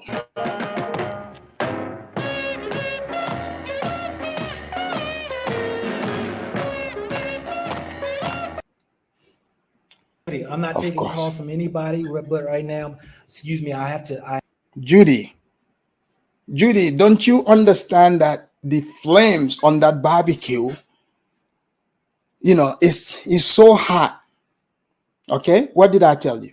A Kenyan, a Black American FBA person, or Nigerian. If you want them to call in, just say only the people from that country need to call in. Then an FBA person would call, a Nigerian and a Kenyan, and sometimes Cameroonians too. They are known for that as well. I have to let the South Africans come speak for where we are. So I appreciate it. I appreciate you. When I get to Kenya, you can call me on Kenya, okay? Yes. Okay. Peace and blessing, my sister. Thank you, Judy. Hey, Azania, are we South African? Can you hear me? Hello? Okay, you got to call back, my brother. He can't come in. I'm gonna put the link back in, family, because Azania is sleeping. Because my thing is this right here. Let's get down to it. I'm going to go ahead and share some information right now. Okay. Are there similarities to America and South Africa? Yes, there is. Tell us what those are. We are listening. Are there differences? Yes, there are a whole lot of differences. And there's some different similarities. Now, I know that our brother spoke about racism, and he believes that the racism is different than. He didn't, you see what he's doing here? But don't worry, there's plenty more South Africans at this barbecue. Don't worry, they'll be there. And you can't compare America, racism to South Africa racism. Well, I'll say this right here. If I walked up to you and slapped you, and I walk up and punched you, are the two different, and or are they the same? They're different, okay? They're definitely different. Slap and a punch is different, but This is the weirdest and the silliest analogy I've ever heard. But, let's continue. Yeah, in the law, both of them are called assault. But anyways, let's continue. They still are considered an assault.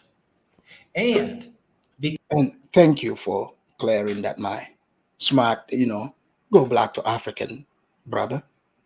More power. Because of that, they will fall under a thing that we will call a crime because of an assault. Slapping or hitting falls under that same category. So to me, discrimination can be done in different ways. They can touch people differently, affect people differently, and even have people see. Here we go. Did you guys think I was making this up? Are you guys seeing? This is what he wants. He literally, mind you, I thought he said he wanted to see Africans empowered, but they are telling you, the guy is telling you he isn't facing any discrimination. You should be like, yeah, that's good. Like you like to say our people. That means your people are doing good. But no, he doesn't want to hear that. He literally is upset that Josie is not a victim. It differently. Some people don't even know when they're discriminated against. There are those who don't even know that there is racism around them. Let me share with you my first instance today. Guys, please make sure you hit the like, and let's allow Go Black to give us his experience. My first instance today, we went to the Leonardo, the largest building that's here in Johannesburg, or in South Africa, in most parts of Africa. And so I was in Leonardo. Me and my wife went up there, go check out the city, see all around and everything. It was like, wow, okay, cool. Wow, this is neat. And we noticed that there's.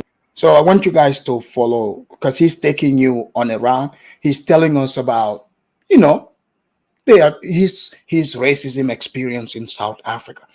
Okay, so guys, I want you to listen, because he said some people apparently, like Josie Gold and some of the other South Africans are too dumb to know about, when they have been racism is against them or discrimination. Only he and the other ones know this. So he's going to describe his racist incident in South Africa. Let's find out what happened. I can't wait. European woman, don't know where she's from and all that right there. She was out there taking her pictures and stuff. And we was out there about 30 minutes up there on top and all, sit there, had our juice. It was time for us to go. Notice that the white woman was at the elevator. And so I told my wife, I said, yo, let's hurry up and get over the elevator so we ain't got to wait for it to come back up.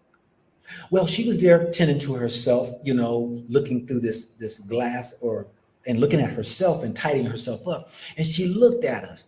And when she saw that we were standing right there behind her, she stepped out from off the elevator, not off the elevator, but right there in front of the elevator doors, and then proceeded to act as though she's taking pictures, which she was already there 30 minutes, took all the pictures and that right there and let us come on. Now, me and my wife had dinner with a couple last night. So, that's the racism, right? Okay, but I'll let him finish. And our sister, who shared a story with us, was that there is this thing, that a class thing here in South Africa, that there are those people, not everybody, but there are those people who will feel as though that they are in a better class than you are and won't even get on the elevator. But she shared us a story when she was on the elevator, that they got on the elevator and the others got off. Yet there was a floor apparently that maybe they were going to because it was lit or whatever.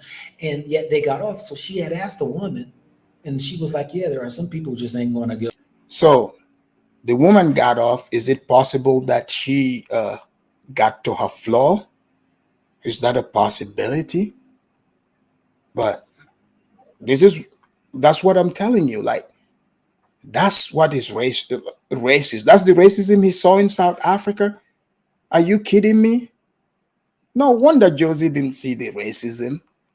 So you went to the elevator, some woman was, looking at herself. Maybe she's trying to use that as a mirror, and you guys are coming and they step back. It's normal for you to go in.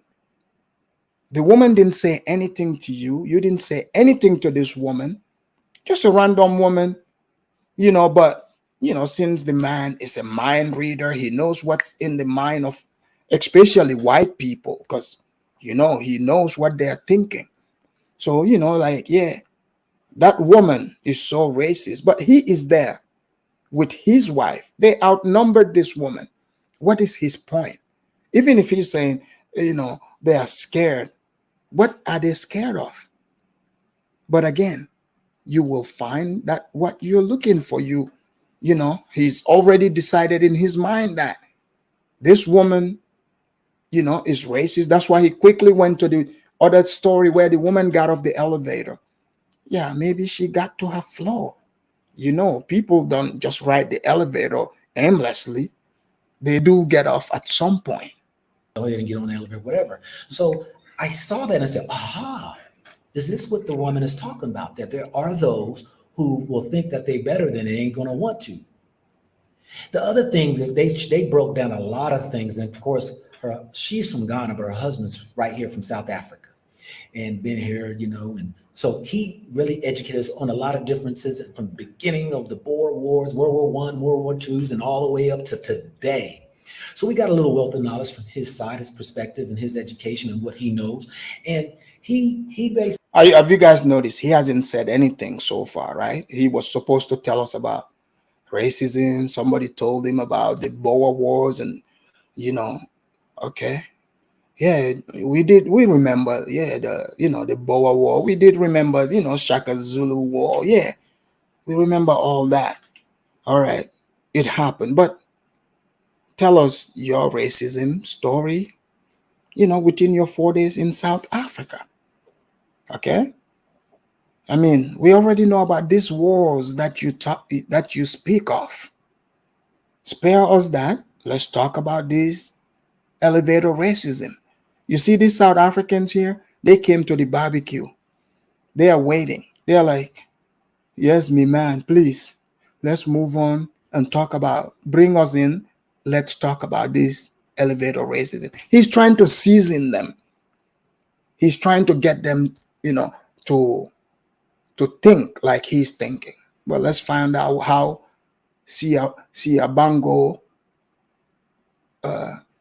Kumalo, Tumelo are going to respond here. Basically was telling us about some of the injustices, some of the way that the things are here that still exist, and that, that there are things that, that people will experience when it comes to discrimination, or those people who think that they're better in. But he shared that this class system, you got the whites, you got the coloreds, then you got those beneath the coloreds, which you're going to consider to be Chinese, the Chinese, or maybe the Indians, or those Lebanese or whatever. Then you got underneath that class there, then you might. Some of you, please, what does it feel like to go to another country, to just try to look for, the disadvantages and, look for all the terrible things? Look, think about it, how beautiful South Africa is. Why would one go to South Africa to specially look for hateful things, to look for discrimination? And you can't even make it up. You're trying so hard. You can't. If I were in South Africa, I would be walking around, enjoying my beef biltong, going to all the cool places they have over there, the nice restaurants, all. This is what he should be showing people. So those white people that he's hating on, those white vloggers, go look at their videos. When you watch that about South Africa, it makes you want to buy the ticket and go over there. So, but there's something about this Pan-Africanism. When they go to South Africa, they're not talking about the beauty. They want to relegate the South Africans back to apartheid. I don't know if it's jealousy or what is it. It's like, oh, they want to talk about the people who are less fortunate. They want to talk about like the slums, like the ghetto there, as if South Africa is all ghetto. All the blacks are living in shanty towns, which is not true. We've had this conversation here time and time again. The Pan-Africans try to put this on South Africans. Okay, and he's doing the same thing, but I'm glad he's having this conversation with actual South Africans. Please, Kenyans and Nigerians, do not call into the show. What a Kenyan did, a Black American, two of them did. Let's continue. Might have the blacks, and here it's live and well in my experience. But because I started to ask people that, and it's, oh yeah, we have that, and there are people who subscribe to that, and there are those who don't look at it that way, but it still exists. And there was a lot of other things that went on, but I'll get to my second story after this, after I get to my guest, about What is it that people are saying? Because I got an audio here that I interviewed a young man, and his perception, young man, 23 years old, and what he's seeing what's going on, and he's trying to get his foot into this world of work. But let's move on to one of our guests, our first guest here, Siyabanga. Are you from South Africa? Living in South Africa? Yes, brother. Can you hear me? Yes. Are you here in South Africa? I'm South African and I am Zulu. Are you a Zulu? Okay. Yeah. What would you like to share about this discrimination or what have you in your country, South Africa? Okay. My opinion is that there is racism in South Africa.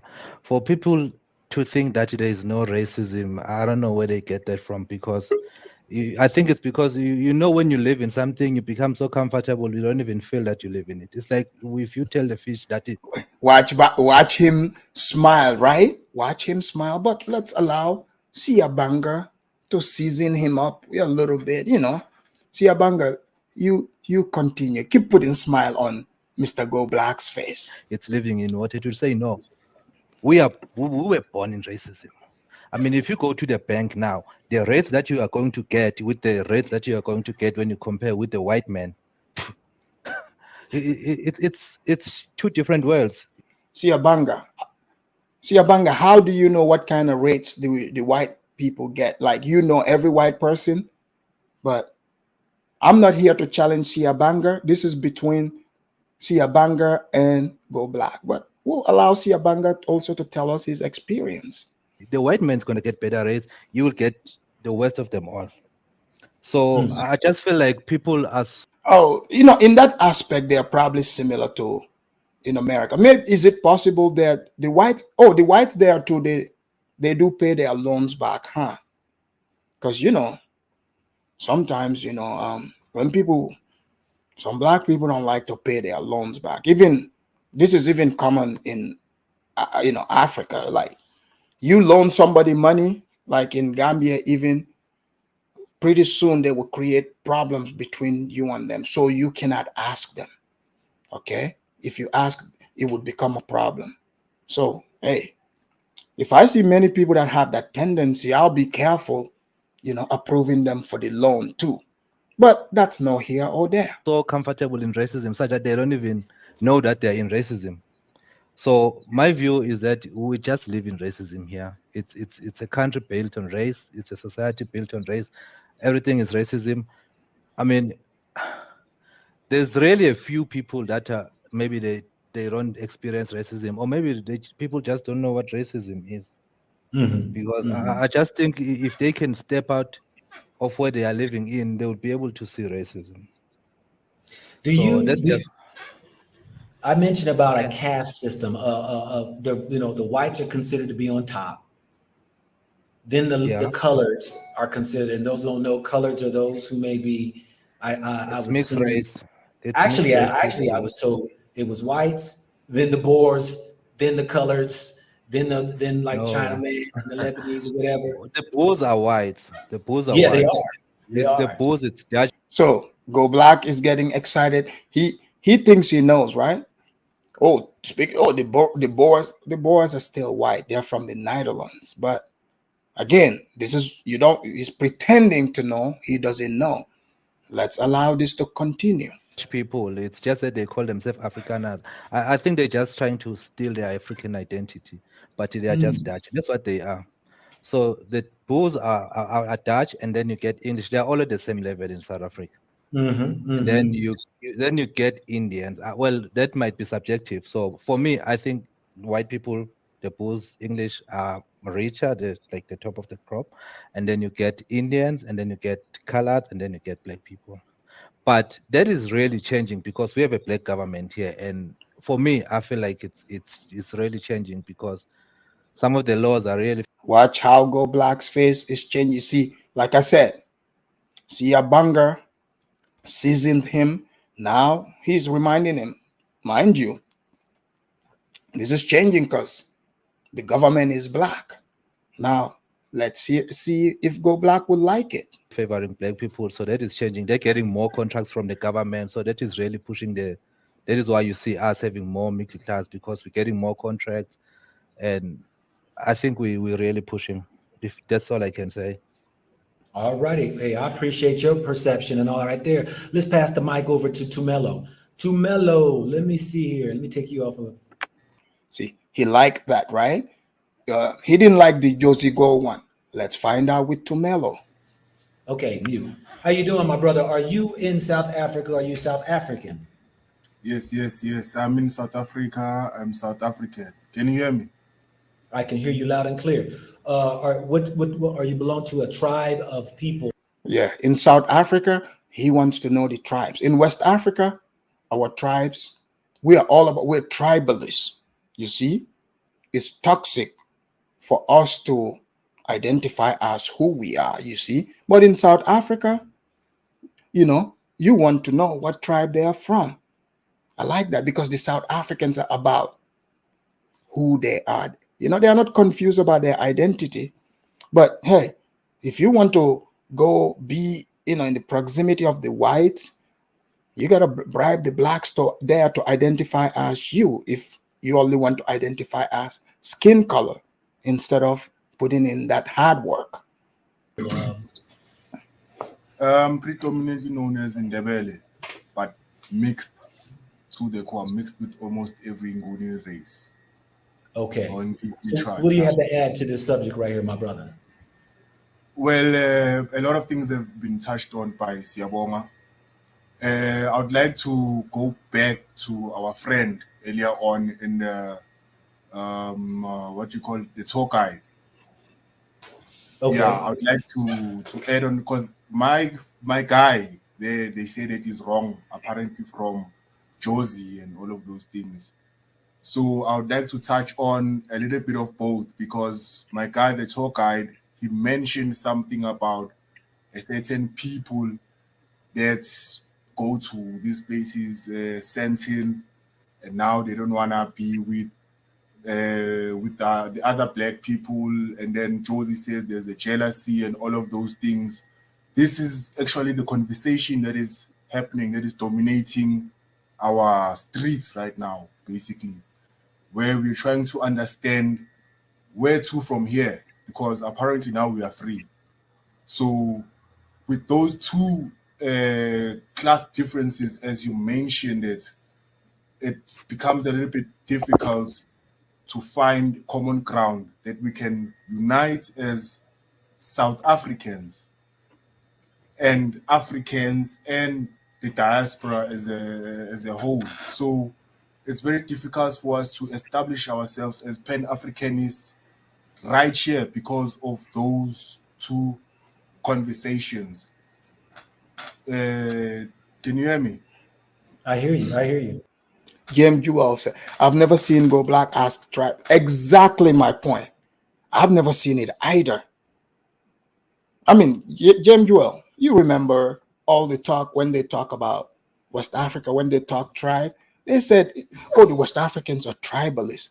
But now you get to South Africa, you want to know what tribes people are from? Like, what is going on here? Yes. So with the discriminations that you are talking about, we can't underlie the fact that we are well indoctrinated in this whole systematic racism, because as much as we are not going to say you are black, you are white, the system itself has been designed for us to be the way we are right now. Be it class difference, we are being taught different things in different classes. If I could maybe add on what Josie was saying, that they say America is like South Africa. No, sir. Josie did not say that, but okay. I would like to agree on that, even though I've never been to America, solely based on what I can observe systematically. Other than that, he wasn't listening. I cannot comment further than that, because there are similarities. We've got what we've called the slums here, where our people live in shacks and sewer pipes running all over. As soon as Milka said they seem to be agreeing with Go Black. Some, of course, some will agree. Like I said, wherever you go, there's gonna be some who will say these things. That's what prompted this live, because he interviewed, you know, somebody who was right up his alley, a South African, and the others are saying no, he's not. That's not been their experience. It's gonna be a mixed bag, but let's allow the conversations to go on. Be patient. You walk out to a person who lives in a place where, you know, like, you know, the suburbs, the upper classes.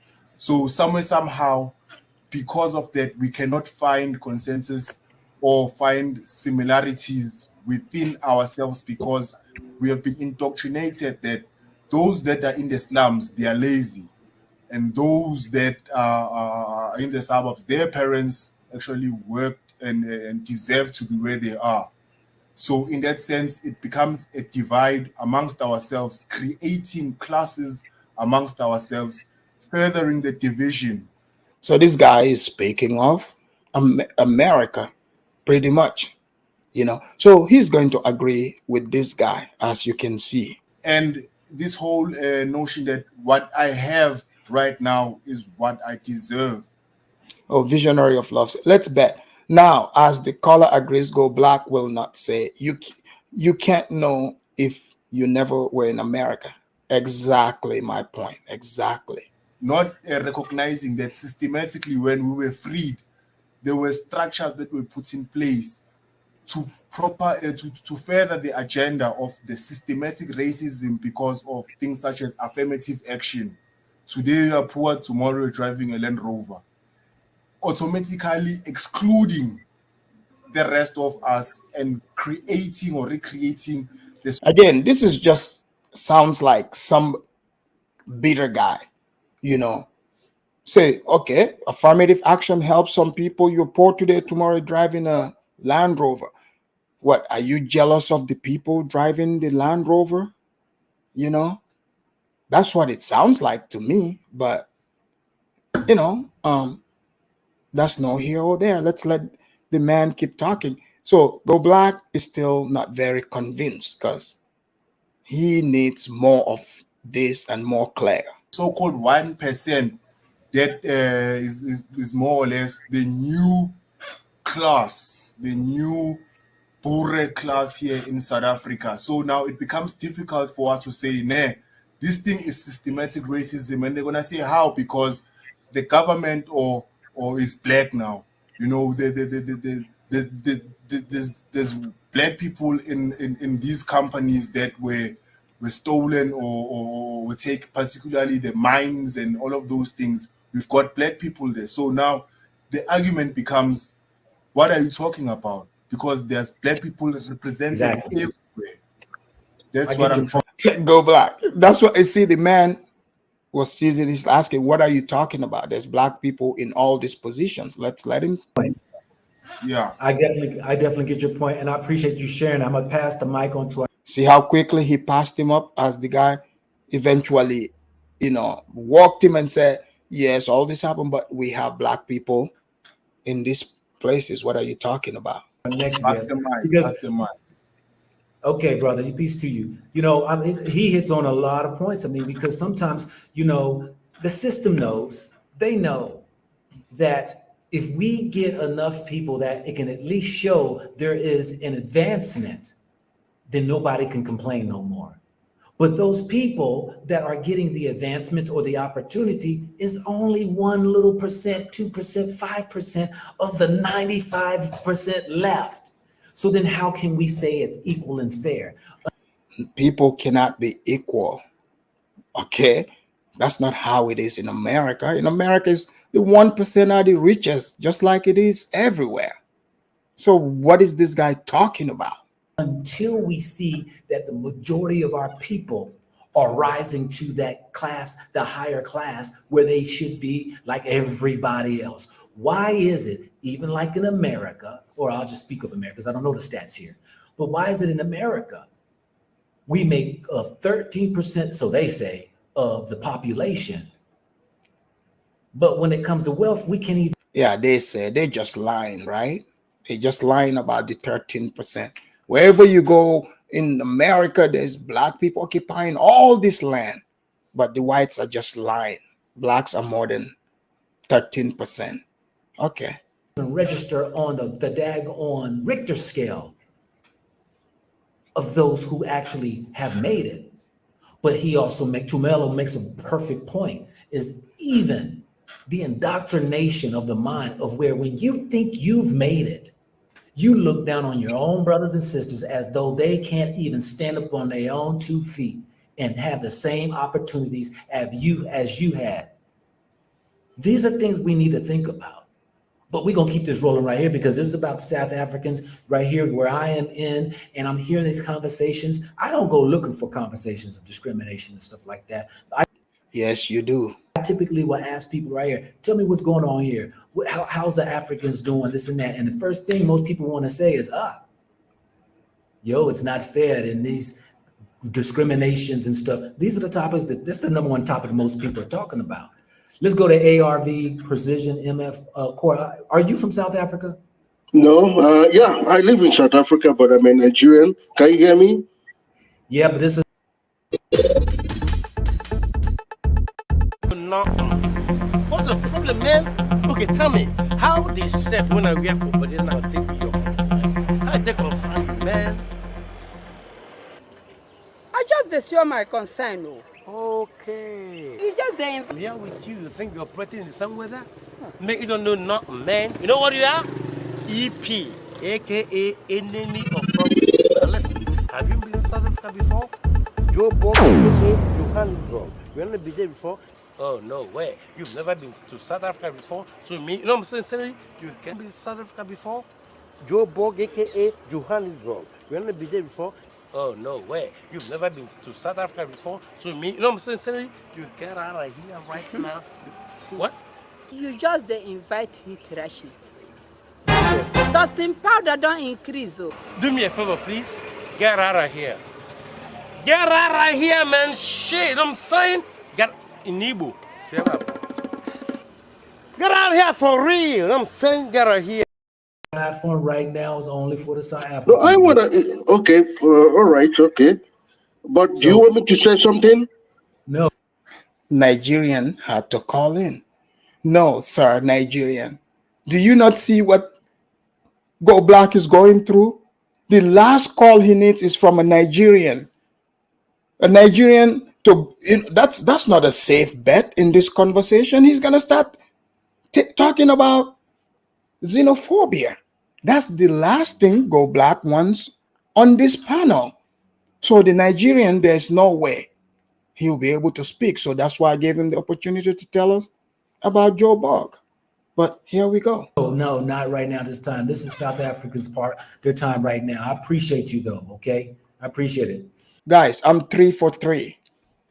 FBA person, Black American, called, Kenyan, and a Nigerian. Let's find out if Cameroonian is gonna call. Usually, not much, but sometimes they do. You know, I want to make sure, you know, that, hey, I'm in South Africa. And I understand there are people who live here who are from other countries. I've interviewed some of those people today on my lives and stuff. But let's hear from those who are citizen residents who have that right, that voice to be heard. You know, so if you're on the panel right now and you're not from South Africa, living in the South African, you know, let's give our brothers and sisters their opportunity to speak. No, South Africa have Nigerians there. Please allow them to speak, to tell you about the racism. But Nigerians, Kenyans, and FBA, you guys are not invited to that barbecue, okay? Because you see, those three groups, Go Black, the conversation he's having here, he cannot take the chance. Because FBA, once he opened the line, he never know, they might come there and say some things that Go Black is not, that's not what he wanted to talk about. They might say some things about other Africans. He doesn't want to take that chance.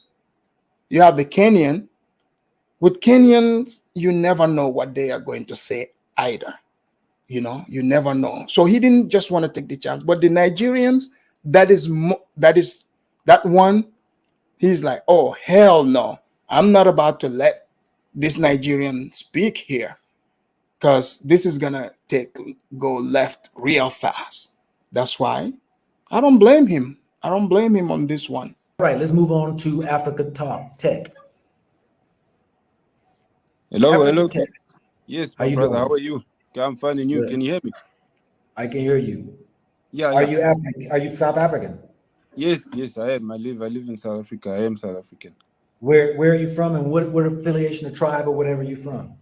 I'm from Pretoria. I want you guys to remember this the next time they're talking all nasty and talking about how, you know, West African, your tribalism is destroying your country.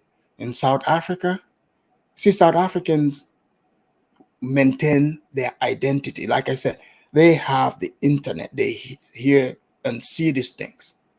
So you're going to respect them. They're going to make sure you know that they are Zulu and a South African at the same time. It's the same way where we are from.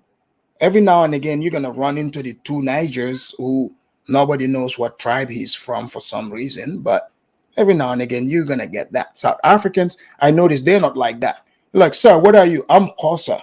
I'm Zulu. I'm this. But you from West Africa, if you do that, you are tribalist.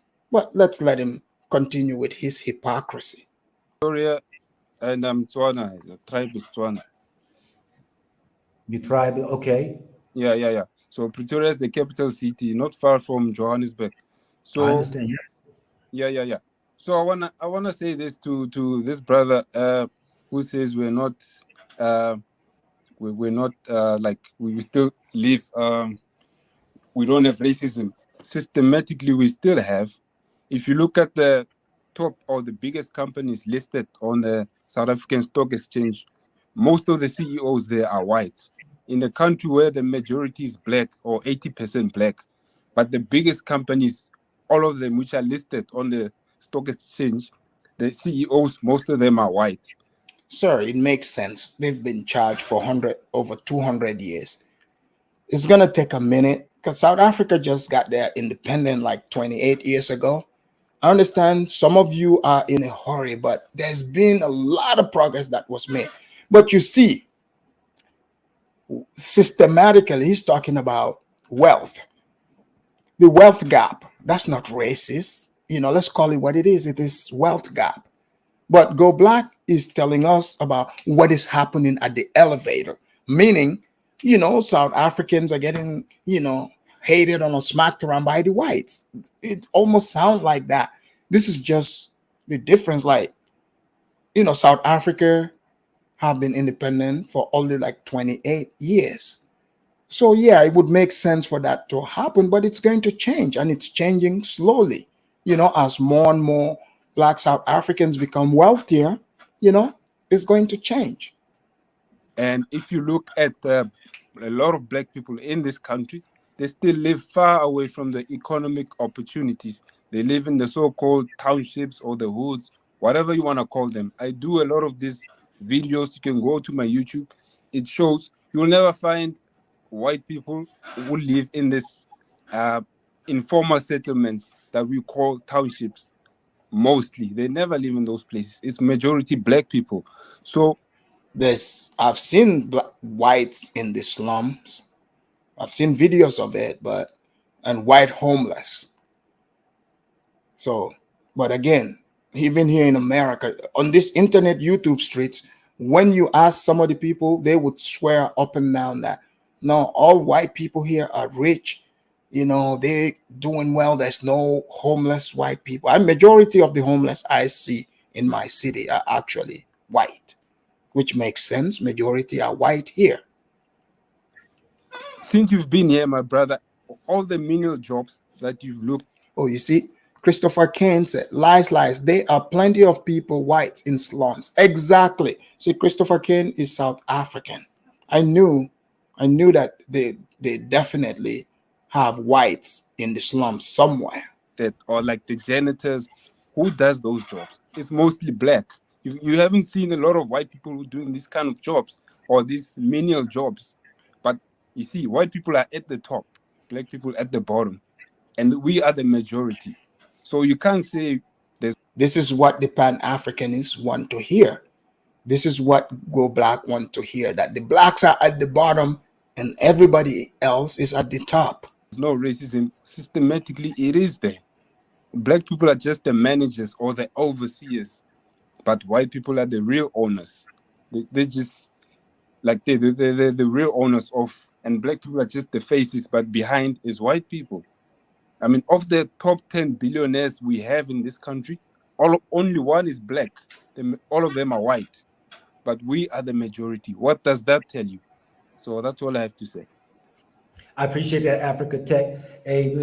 Some information that many need to think about because of, sometimes there are signs, there are indicators that one can see whether or not. Oh man, we are over 2 hours.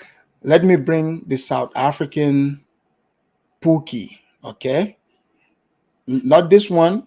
Lozi is gonna come in a second. Well, I've already mentioned that I have taken note based upon what people are sharing what discrimination is. Okay, the woman who didn't want to get on the elevator with me and my wife. The conversation I had today with a husband and a wife who they came from the casinos, and a white guy called African monkey, and they started arguing, and the security came and went and talked to the white guy, but he was allowed to return back to the table, and it was this back and forth going. I said, he called him a monkey. He said, yes. Now this brother right here is visiting South Africa from America, him and his wife. And he said he was thrown back, that out of his mouth could say such. Now there was another Black American that he said was sitting at that table because it was playing. So he said they call the man monkey. Blacks in America, blacks will never call Africans monkey, right? This is not even a thing. Black Americans never do this. Okay, let's find out.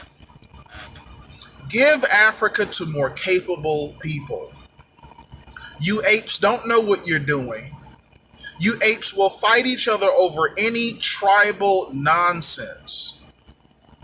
But where's the violence for this shit? Where's all that tribal violence, all that tribal warfare, all that violence you Africans know how to engage in amongst yourselves? Where's that shit for these Chinese motherfuckers? So you heard it. Basically blast. So most of you and me that have openly heard African, you being called monkeys on camera comfortably. It's not from the South African whites or the American whites. We just saw the KKK. And the WNBA player that called the Nigerian woman, ape monkey. Come on now. I'll do all those videos. But somehow, Go Black, through hearsay. Through hearsay now, this is true, and he's outraged.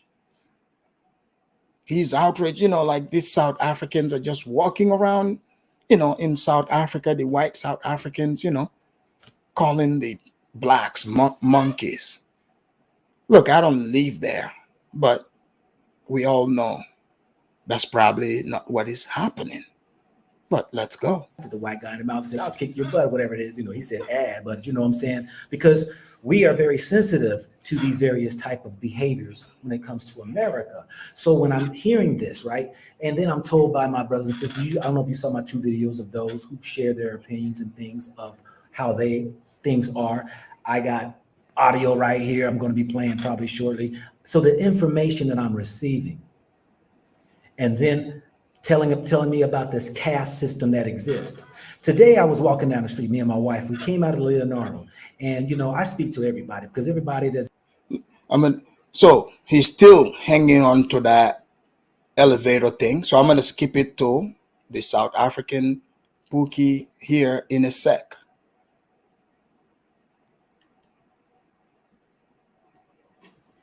I've never traveled. Okay, so you are assuming some things that you haven't experienced, but you do hit a point because I got to move on with the passing the mic. You do make valid points. You can find prejudice anywhere. You can find prejudice or discrimination rather within uh, uh, black communities, but you're not going to find racism. You might find discrimination, but you're not going to find racism. There's a difference between discriminating and racism. So what is the difference? Like, what is the difference? If both is negative, according to you, what is the difference here? This makes no sense. So, but you guys know, no South African conversation goes without Lozi showing up, the South African bookie. Here's the thing: the next barbecue, I'm gonna throw a barbecue and I'm gonna invite all the South Africans, Christopher Kane, Josie Go, all of you. You guys can bring Lozi. That's fine. But you guys would have to sign a document to show that Lozi, when he shows up, he can only have biltongs and water. No alcohol for Lozi. Okay? None of that.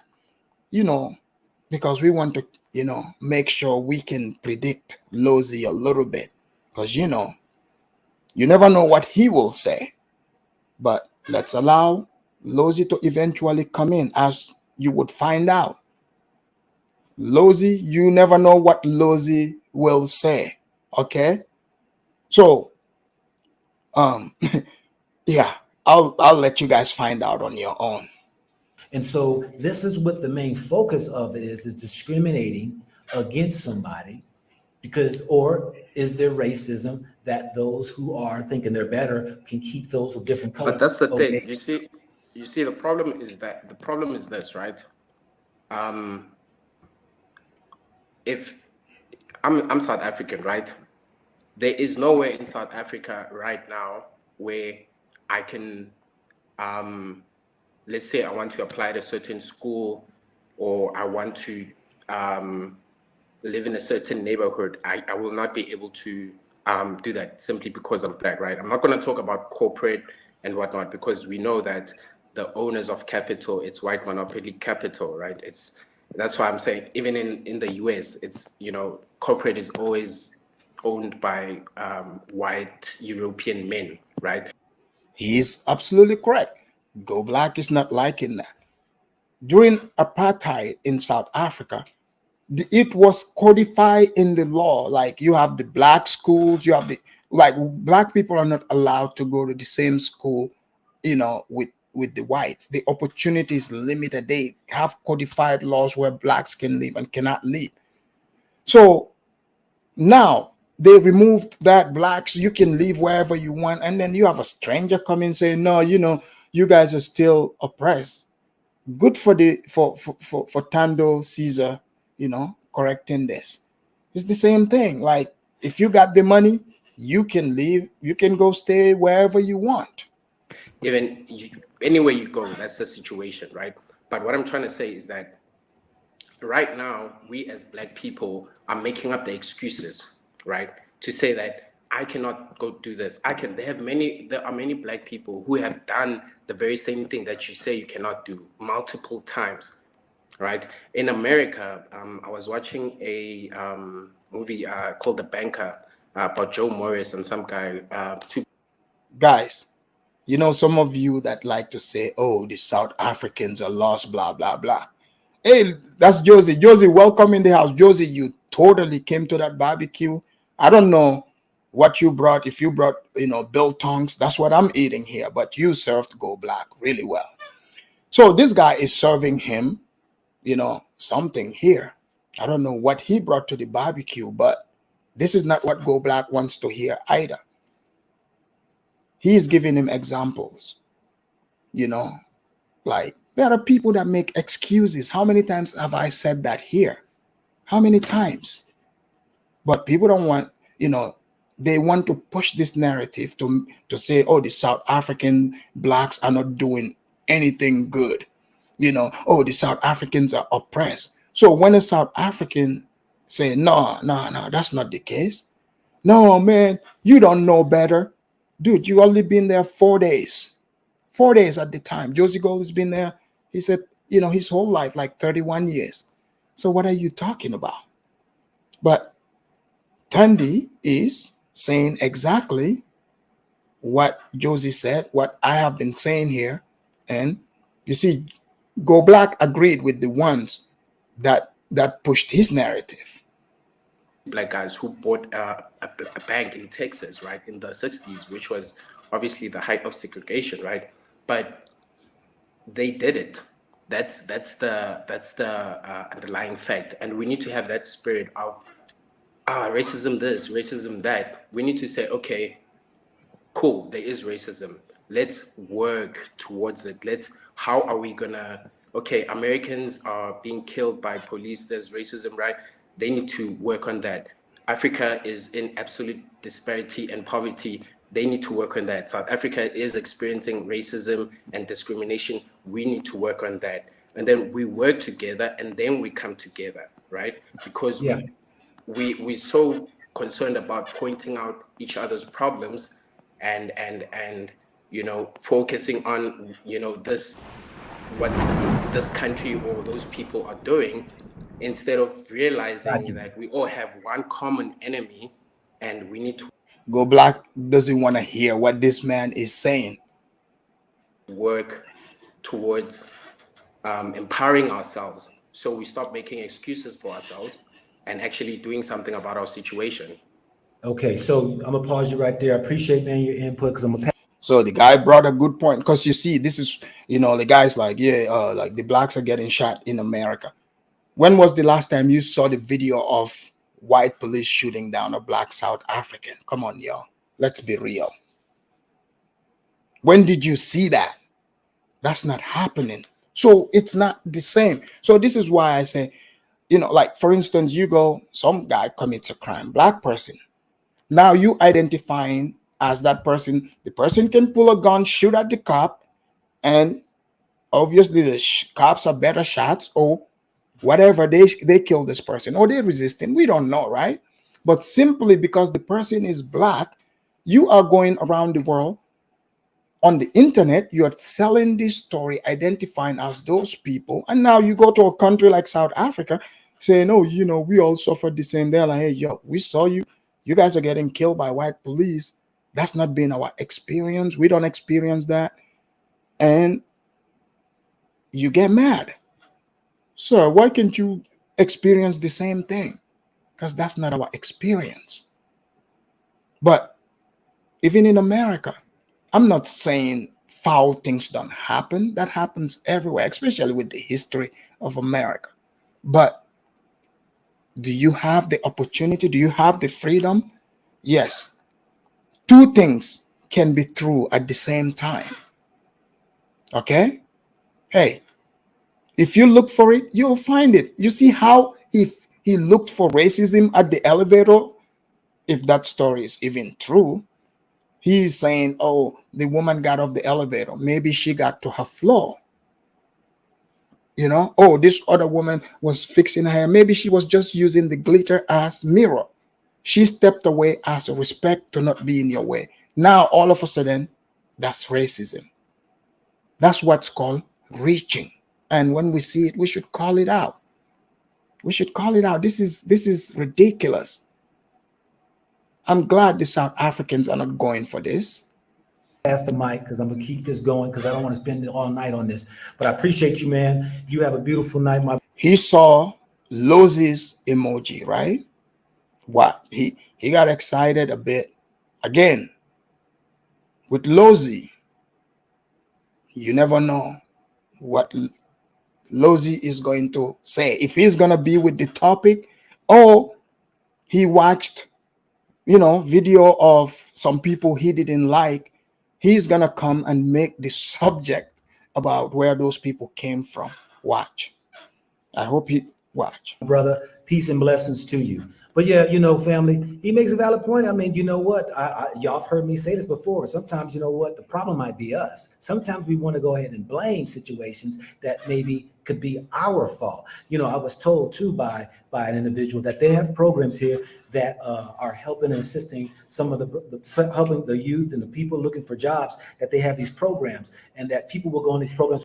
Appreciate, man, your input. You know, we as South Africans, sometimes we don't truly understand, you know, Man, loving the people. Yeah, man, I've been following you for a while. I just Where are sometimes you? get Where are you in South lost. Africa? Where are you in South Africa? Where are you living? In KwaZulu Natal, Okay, all KZN. right. Okay. You know, sometimes I've been following you for a while, my brother, and I think the message gets lost. You know, we as South Africans, sometimes we don't truly understand how guys who come here from outside seem to understand us and our problems more than we understand them. You know, people come from outside and they see so many problems in this country, and they tell us we are doing this wrong, that we're doing this wrong, we are doing this wrong. And you say, then you say to these people, where do you come from, and what have you done where you come from? Yeah. You know, and He's talking to you, Go Black. You've been there 4 days. what ends up happening is that, you know, you find that they have no credibility. Those people who talk a lot about South Africa having issues themselves come from countries with issues, and they are doing nothing about it. That's right. Go Black left the white man behind him to go fight the white man in South Africa. Since that's who he has the beef with, and he understands them, he doesn't have to learn the Dutch language, whatever. It's easier to tackle the white man over here. You know, Pan-Africanism, my brother. I'm a strong supporter of Pan-Africanism, but the issue with Pan-Africanism, as stated by the brother Tando before me, the issue with Pan-Africanism most of the time, it seeks to talk about history. Man, Bulelelo is cooking here. Yes, these people like to talk about history. They like to keep you in the past. They like to talk about things they don't understand themselves. Okay? So, this barbecue is just getting better. People, please make sure you hit the like button if you are just coming in. If you don't already have your beef biltong or your popcorn or your igusi soup, your kenke, your fufu or your jollof rice, please make sure you get that closer and drink some water too. It seeks to put blame, assign blame. It does not talk about building. It does not talk about the future. You cannot always talk about your enemy every single day. And the fact that you're talking about your enemy and you're making him realize that you are onto his schemes, that is not. Guys, is Go Black getting lectured? Is he finally giving in? Oh yeah, that's right, the Benachin. And yeah. Is he accepting the lecture? This man is absolutely right. I never knew the real African Pan-Africanists live in South Africa. This is what Pan-Africanism is. 2022. That's right, 2022. Africa, you guys need to wake up. Let's do it South African style. Let's live in 2022, not 1849. Okay? Not 1849. So let's allow my Zulu friend here to, sometimes I wonder if the Zulus and the Soninkes are related. And because these people are just spewing facts upon facts, because that's how we roll. That's why you look on the internet, you're not gonna find a shuffler amongst us. You're not gonna see that. That's not how we roll. So I'm glad these South Africans called in. He probably didn't think they were gonna call in, but they did. Not smart. You should be working. Pan-Africanism should be working on programs, on us as Africans, one, getting together, doing business together, and three, thriving. Just solutions and making connections. So all this, I've seen all these channels made by African Americans who are strong Pan-Africanists, but they are strong Pan-Africanists. They do not understand the countries they come into, their history, and they don't have solutions. They just talk about the white man. The white man is bad. The white man is attacking us. The white man did this to us. We've heard that. Guys, I told you guys, did you see this South African, how he's cooking? This guy, he is cooking well.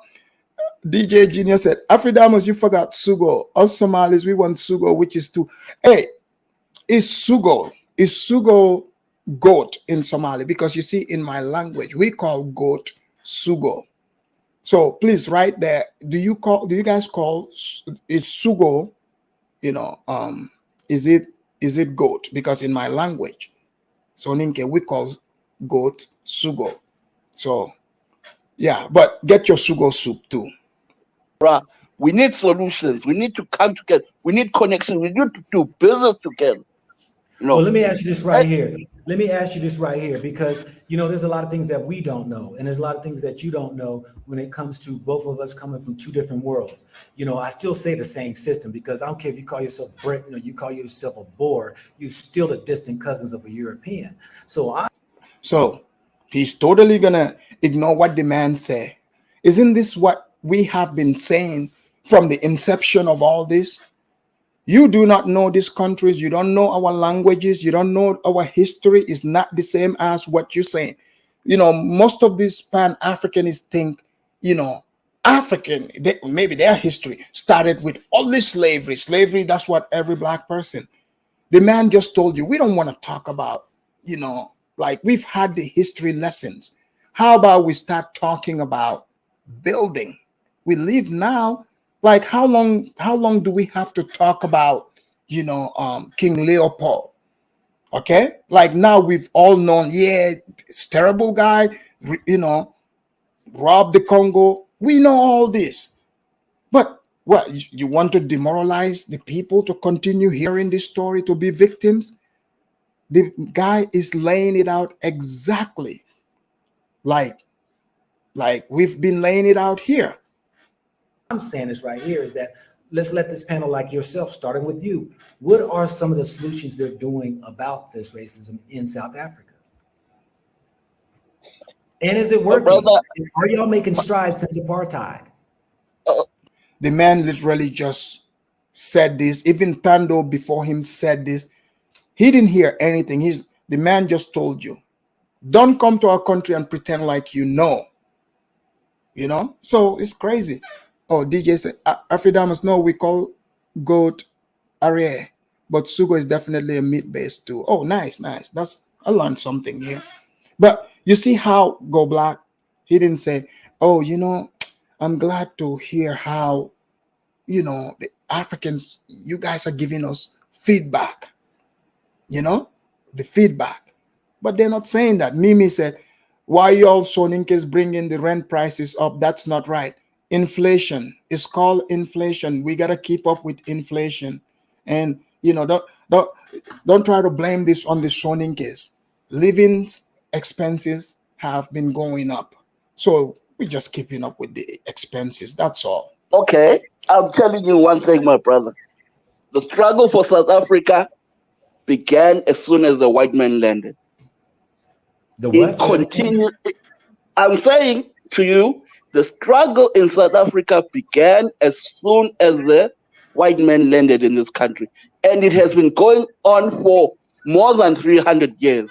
And many things will not be achieved in a day or in 10 years. We have made a lot of strides, but we have a lot which we need to do. Let me say this when Mandela came out of jail.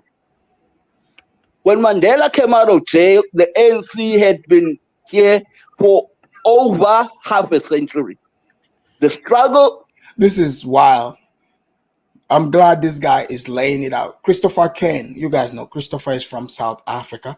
He said there was a guy, I think he's called Unapologetic Nomadic. I did a video about him. He's the one that wanted free land in South Africa. Wanted African countries to remove the Christian cross put there by the colonialists. I know, right? So yeah, you know, oh yeah, you're Africans, you know, you worship white Jesus. You guys are brainwashed. So like now all of Africa is Christian. There's no Muslims. See, this is the small world most of these people live in. You know, just because you would hear some say, oh, to them, wherever you go around Africa, everybody is listening to rap and hip hop. Anything that's popular on American TV, they really think it's like that everywhere. It might be in some places, but not everywhere. Like the last time I went to the Gambia, honestly, like most of the music is Gambian music or Nigerian music and Senegalese music. That's what they play for the most part. You know, reggae for sure. You guys know Jamaican music that's popular there. So South Africa and other places, especially South Africa, they are pretty advanced. They got plenty of their own stuff. And that's how it is all over Africa. It might not meet your standard or your taste, but to say that it's not there, you are deceiving yourself. And this man is telling him the truth. I mean, what you expect a struggle that's been going on for 400 years, almost 400 years? You expect, you know, the black South Africans to just, you know, out of the blue, you know, live up to your standard. I don't know whatever that is, whatever that standard is, but the people you're trying to say are being oppressed are telling you, sir, you are wrong. And before the ANC, the indigenous people have been fighting the British and the Boers for over a century. So you cannot expect everything to come into order, everything to be perfect. And it's sad that it's only South Africa which is given this expectation to be perfect, to be everything, to be the perfect child in this African community. And what this man said, this goes for all you fake Pan-Africanists that are hating on South Africa. This, especially tonight, that narrative that you've been spreading, you need to drop that right now.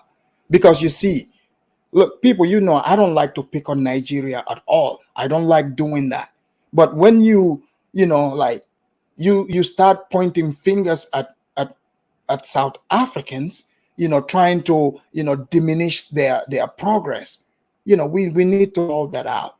You see, everybody should be happy for South Africa. Everybody. Their struggle has been going on since 1620 when the Europeans landed there.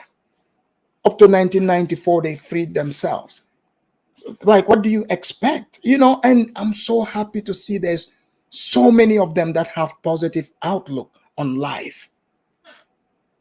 You know, that's why Go Black is not liking this, because, you know, they could have been, you know, he wanted them to say, oh, you know, that in apartheid, they you know, they did this and this to us. They are killing us. We're still suffering, you know.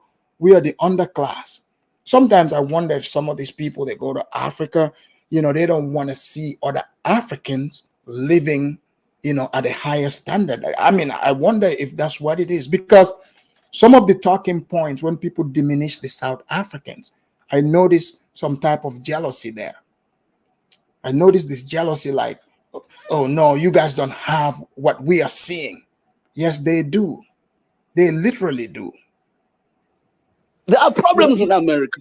There are problems in every corner of Africa as we talk, even in countries which were not colonized, even in countries which have had freedom for 50 years, there are challenges. Let us build, my brother. You know, what ends up happening is that you come and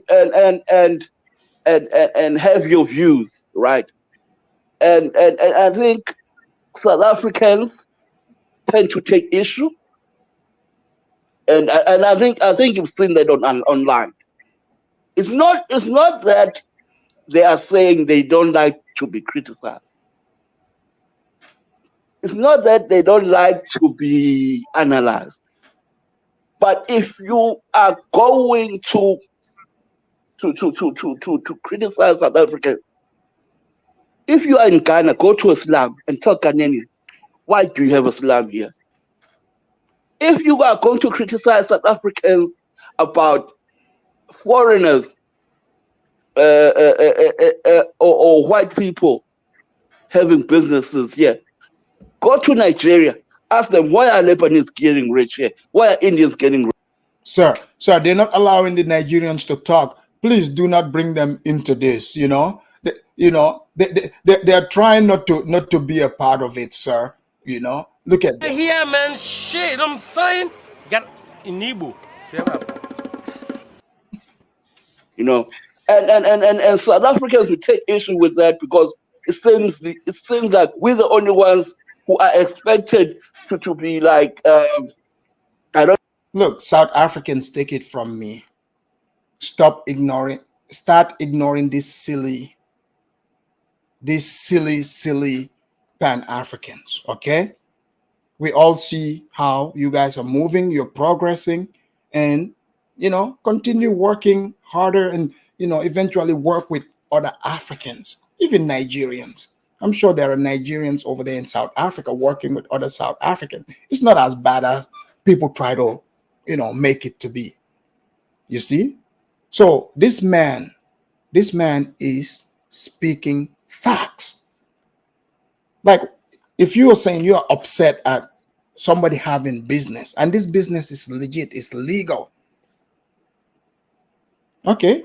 If you think you can do a better job, why don't you open up shop and compete? But you're not going to open it, and you don't want somebody else to open it. Like, okay, come on, what's going on here? You are the enemy of progress. If you can't do it, step out of the way and let somebody do it. But you know what they will say? Oh, you all Africans didn't do it. Okay, you're coming from a first world country, the richest country on the planet, right? Because, hey, people, you remember the moment you start talking about Africa, you know, you don't go along, they start reminding you of how, you know, we came from Dustville, you know, Mud Hutville. Remember, I'm the king of Mud Hutville, you know, Dirty Foot. You guys remember that? All of a sudden we become, you know, the Dirty Foot, broke. And one thing I noticed, Go Black didn't open his mouth and said he came there to save the South Africans.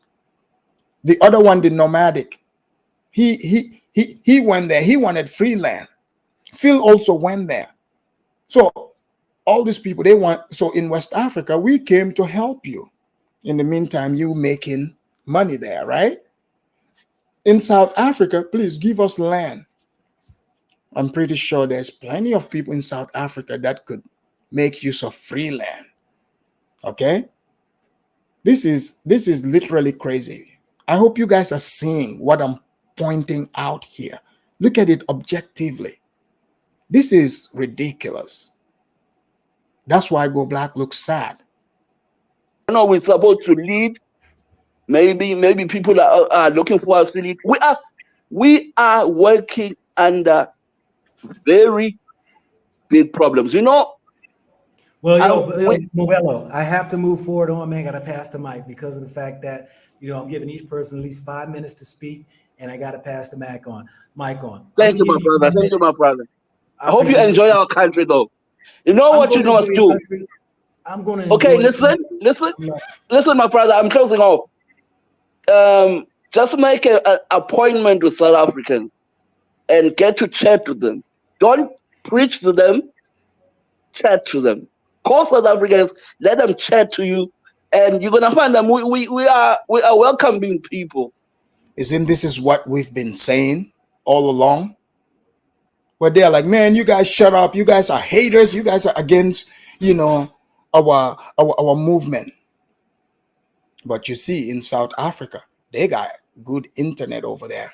Okay, the people got good internet. They can watch these shows and hear what is being said. You see, just like you and I here, we have ample internet. In fact, I remember one time Black Sid, she made a troll account to troll me talking about, oh, I bet you are enjoying that internet in America. I said, I bet you are enjoying your internet in the Gambia. Like you're over there enjoying the internet. Why are you mad at my internet? But you see, the point is they don't want you to have enough internet data, like, you know, most of the people there around, because those people won't waste their time to watch them, you know, this silly stuff. But I got plenty of internet, so I can watch and you know, investigate things. So people like them, they don't like that. So South Africa, this is why these Pan-Africans don't like them, because they got internet. They got internet just like here. They get to watch all your fantasy, your BS, and when you open the line, they call you out on it, as they should do. Thank you, my brother. Enjoy the country. Thank you. I don't preach to none of the South Africans. Yes, you do. I'm a person who like to engage conversation. I made a simple conversation today, a gentleman that I recorded interview, that, I asked him who owned the business. Who owns this business? And he started from there. We could never own these businesses. These right here, we can only rent. Then he went on, and then he went on. See, was that guy the only South African you've seen? I mean, he's a tour guide, for crying out loud. You want to tell me, since you walked into South Africa, since you walked there, the only person you met was that tour guide, and he's telling you they cannot own anything? Oh, I guess, South Africans don't own any businesses. You didn't see any. This doesn't make sense. The thing is that I will let people talk. Now, I will ask a question, because typically I don't do interviews when it comes. Christopher said that they people have unlimited internet in mass in West Africa. The Pan-Africanists will cry. Christopher, you did not tell one lie there. I was just saying that. I said I cannot wait for the day, like West Africa, especially Gambian people, to get, unlimited internet, cheap. Then you would truly find out. You would truly find out how the people really think about what they think of these things you're saying. Because then it would go mono in mono. They'll be able to watch you and hear what you are saying. They'll be able to watch you and listen. But the reason why you are able to just spew anything and walk by them, because they didn't see it. They didn't see it. To stuff like this, I really don't. Because when people go on, because I get tired of hearing our government is corrupt, the people are like this and that. And the first thing I ask is, do you want me to do an interview with you? Because I believe that these type of panels can create change. I don't go out here just trying to let me go out here to South Africa and let me just go ahead and interview people and just find out about this racism and all that right there. I guarantee you, if you go back into his videos prepping to go to South Africa, if you go check it, everything that he's saying, that's not what he's there for. He probably have mentioned that's what he's going there to uncover. Look, my friend Mubelo that called in, you can tell he's been listening to him. That's why he said, do not preach to the South African people. Listen, and we share. We will tell you about our country. Like he said, he doesn't preach. He was trying to preach to Josie Gold. He tried to twist what the man is saying. He tried to change what he said. The man never said he went came to America, he made it clear. He said he heard the comparison from people like him. He even gave another name, diners. I would give Phil and others who say, oh, yeah, the South Africans are our allies. Because they talk to one South African Pookie. Now all of a sudden they think, oh man, you know, they're all like that. And even, which is Lozi, by the way, even Lozi, you know, he's unpredictable because you never, you know, he talks sense sometimes, but he is wrong most of the time as well. No, I don't go and just trying to dig open a sore wound that I know that still exists. But when I'm hearing people tell me, this ain't fair, that right there is an issue, and this is an issue, that is an issue. Do you want to be interviewed, brother, sister? Do you want to go on video? And then people like, some say yes, some say no, because people want to hear the difference. I ain't never been to South Africa until right now. People are beautiful. People are beautiful. Look, there ain't been an African country that I've been to that I would ever say that the people aren't beautiful. We are all beautiful. Now, like one of the panel members said, was the fact that, you know what, sometimes we can be. He's not sincere about that. Let me give you an example. It's like, you know, people like you have a baby. When people come to and they're looking at your baby, they're commenting on the baby. They're like, oh man, that baby has a nice shirt on. That's their way of saying the baby is ugly. How do you just notice the shirt and not how beautiful this baby is? Okay, that's their way of, you know, they're like, ooh, that shirt looked good on that baby. What about the baby? That's what he's doing here. Caught up into a system, we can become them as well. And our mindset can become them. We'll think like them, talk like them, want to walk like them and everything else, and yet don't realize that the table still is slanted. Lozi, come on in. Hey. Guys, as you know, that is Lozi, the South African Pookie, like I said. Let's find out what Lozi is going to add on to this. Let's see if the conversation is going to go smooth. Yes, brother, go black to Africa. I'm glad you came to my country, man. Yeah, this is important for us. And I've seen what you've been doing, which I think is good. You've got your content, you promoting Africa, you interviewing the locals, you're trying to get the bottom of it. I've got an input in the whole thing. I've been reading even comments and seeing what people have got to say about us. What you're going to realize, what you're going to learn is that most Africans have a lot to say about us. But I think since you've been in South Africa, you've realized that most Africans are living in South Africa compared to many countries that you have visited. You find many kind of Africans in South Africa than any country on the continent. And you hardly find South Africans in any country you've been in. The truth is, so Lozi is correct, but now Lozi is about, so Lozi did not come here to speak on racism. I noticed one thing with Lozi, right?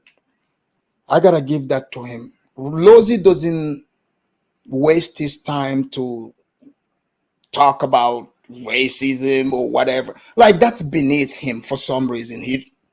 Lozi doesn't waste his time on things like that, but he will talk about economic development. Lozi likes to take shots at other Africans. The few Africans that, you know, showed, you know, jealousy to Nigeria, you know, like not Nigeria, South Africa, he's still holding on to that. Oh, maybe the person said something he didn't like. Now he's looking at it like everybody now from that area is jealous. No, Lozi, the Pan-Africans of all stripes are the ones that are jealous of South Africa and they talk smack.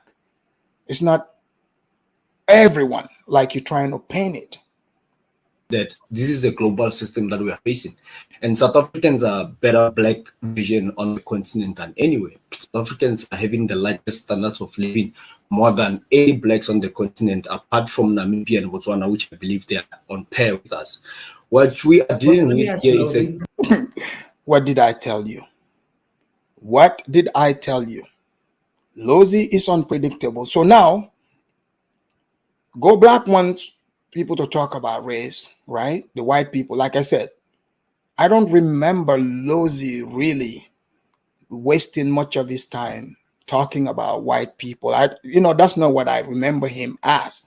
He doesn't waste his time on subjects like that. If he did, I'm not aware. The times that I've heard him talk, he doesn't waste his time with that. But this subject he's raising, Lozi has beef that he wants to settle on this show.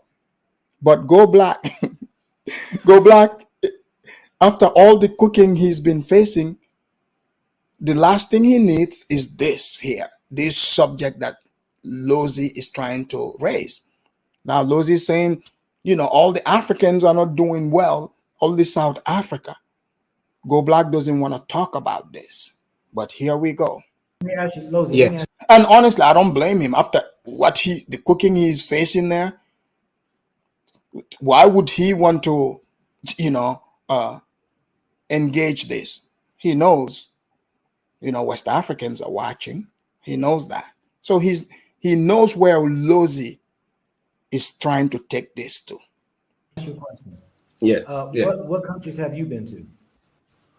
I haven't been into any African country apart from Angola, which you have been through many African countries. But I've got numbers to back up my statement. You made a statement. Yes. You said South Africans I did. are living better than most Africans. What did you say? Not just most Africans, but all Black Africans on the continent. Say that again. It's not an opinion. You broke up. Black South Africans are probably, when it comes to living standards, are probably on par with the Botswana people and the Namibians. The rest of the other Blacks on the continent are below us in terms of standards of living. And did you guys see why I said the South African Pookie? So, Go Black want to talk about white people. Lozi wants to talk about other Africans, about how poor other Africans are. That's what Lozi wants to talk about. But now, Go Black, maybe this would give him second life to save himself. And this is not an opinion. You have not traveled to the majority. I don't need to travel the continent to know this. I don't need to travel to know this. Excuse me? I don't need to travel the continent to know this. You see, Lozi doesn't back down. I mean, everyone, look, you probably know a Lozi.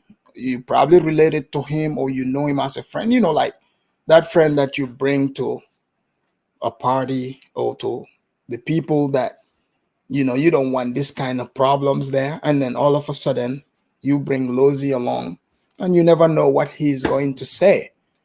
So, so now maybe the things you probably was gossiping about, right? You don't want that subject to come out there. But you forgot you've said this and Lozi heard it.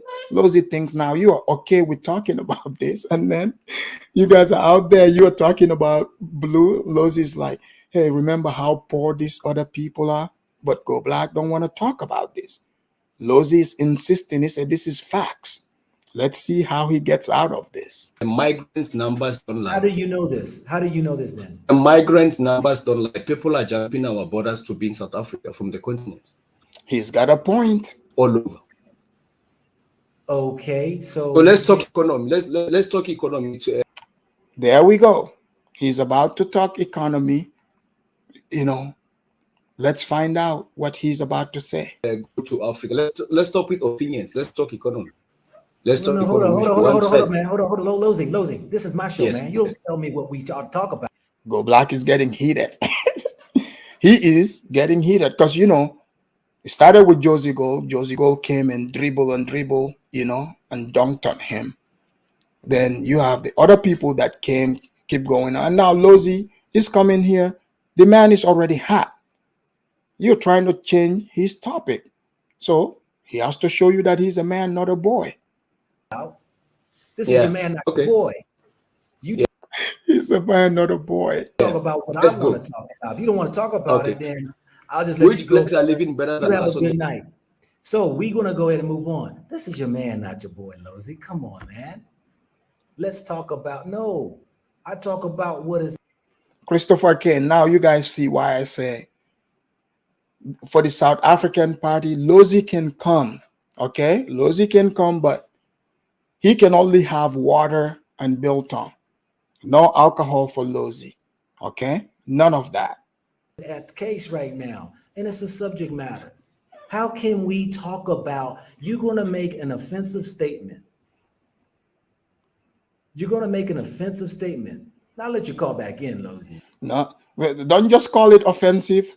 Have this conversation with Lozy because we want to know what you know, Mr. Go Black. But you're gonna make an offensive statement that South Africans live better than the majority of or all of the continent of Africa, besides maybe Namibia and Botswana. And you haven't been to these other countries. How can you make a statement like that? Come on now, and you haven't traveled. That means I got 15 countries over you, or because you only been to 2, South Africa and Angola. So I've been to 13 African countries more than you, and you make a statement like that. We got to stop this. We got to stop making this. That's why I'm doing a show right here and sharing about, hey, what about the people in South Africa? What do they got to say? What's their opinion? That's why I open this panel up only to South Africans, because I don't want to hear from other people and exclude those who's been on this ground, lived through, been through, family members been through, and to hear. See, Lozy is just expressing his opinion. I mean, it doesn't necessarily have to be true. Yes, their standard there, economy, it might be higher than most other countries, but if you say all of Africa, I don't know about that, but we'll find out. Hear what it is for them about their country. You can say whatever you want to about this country and all that right there. So let's bring Lozy back in. I put him on pause, you know what I'm saying? Now, Lozy, are you back, brother?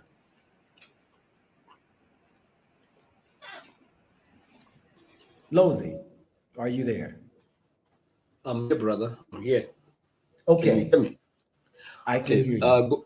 Go Black South Africa. I do respect you, brother, but I think we need to be honest as Africans. I respect you are an African brother like me, but I think I need. Lozy, he's black, not African. He didn't say go Africa, go to Africa being African. He said go black to Africa. It's different.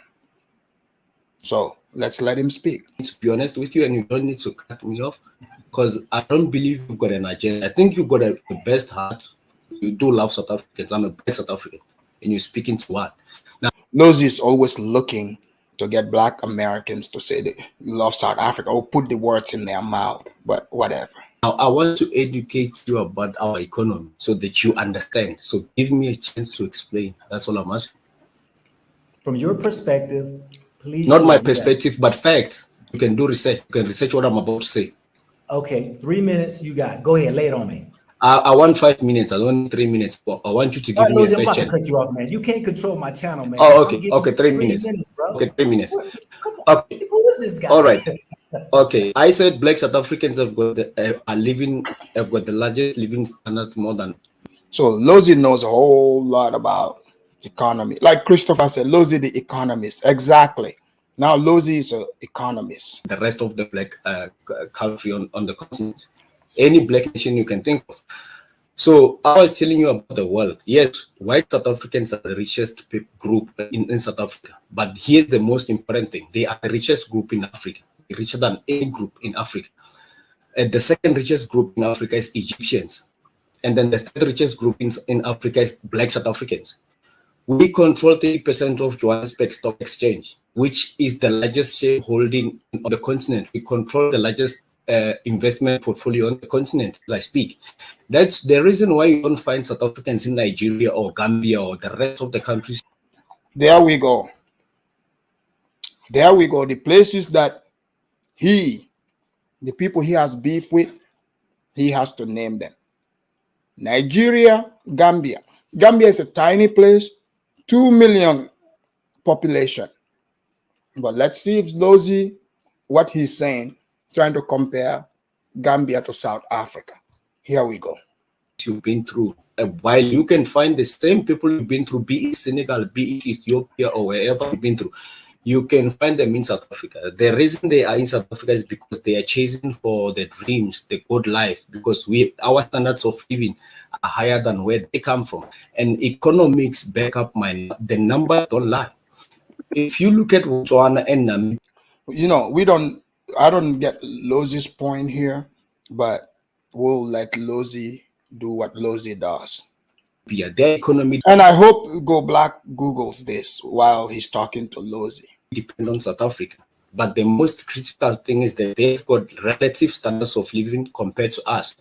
We can use opinions to argue, but I'm using facts. Bottom of the line is this: Black Americans are the leading wealthy Black nation on the continent in the world. That's not true. Black Americans don't have their own nation. That's why you said Black American. They are Americans. They don't have their own. There's no separate country called the Black nation. But even with that, is it true? Is it true what you are saying? Because you guys know Nigeria, there's plenty of people there with money.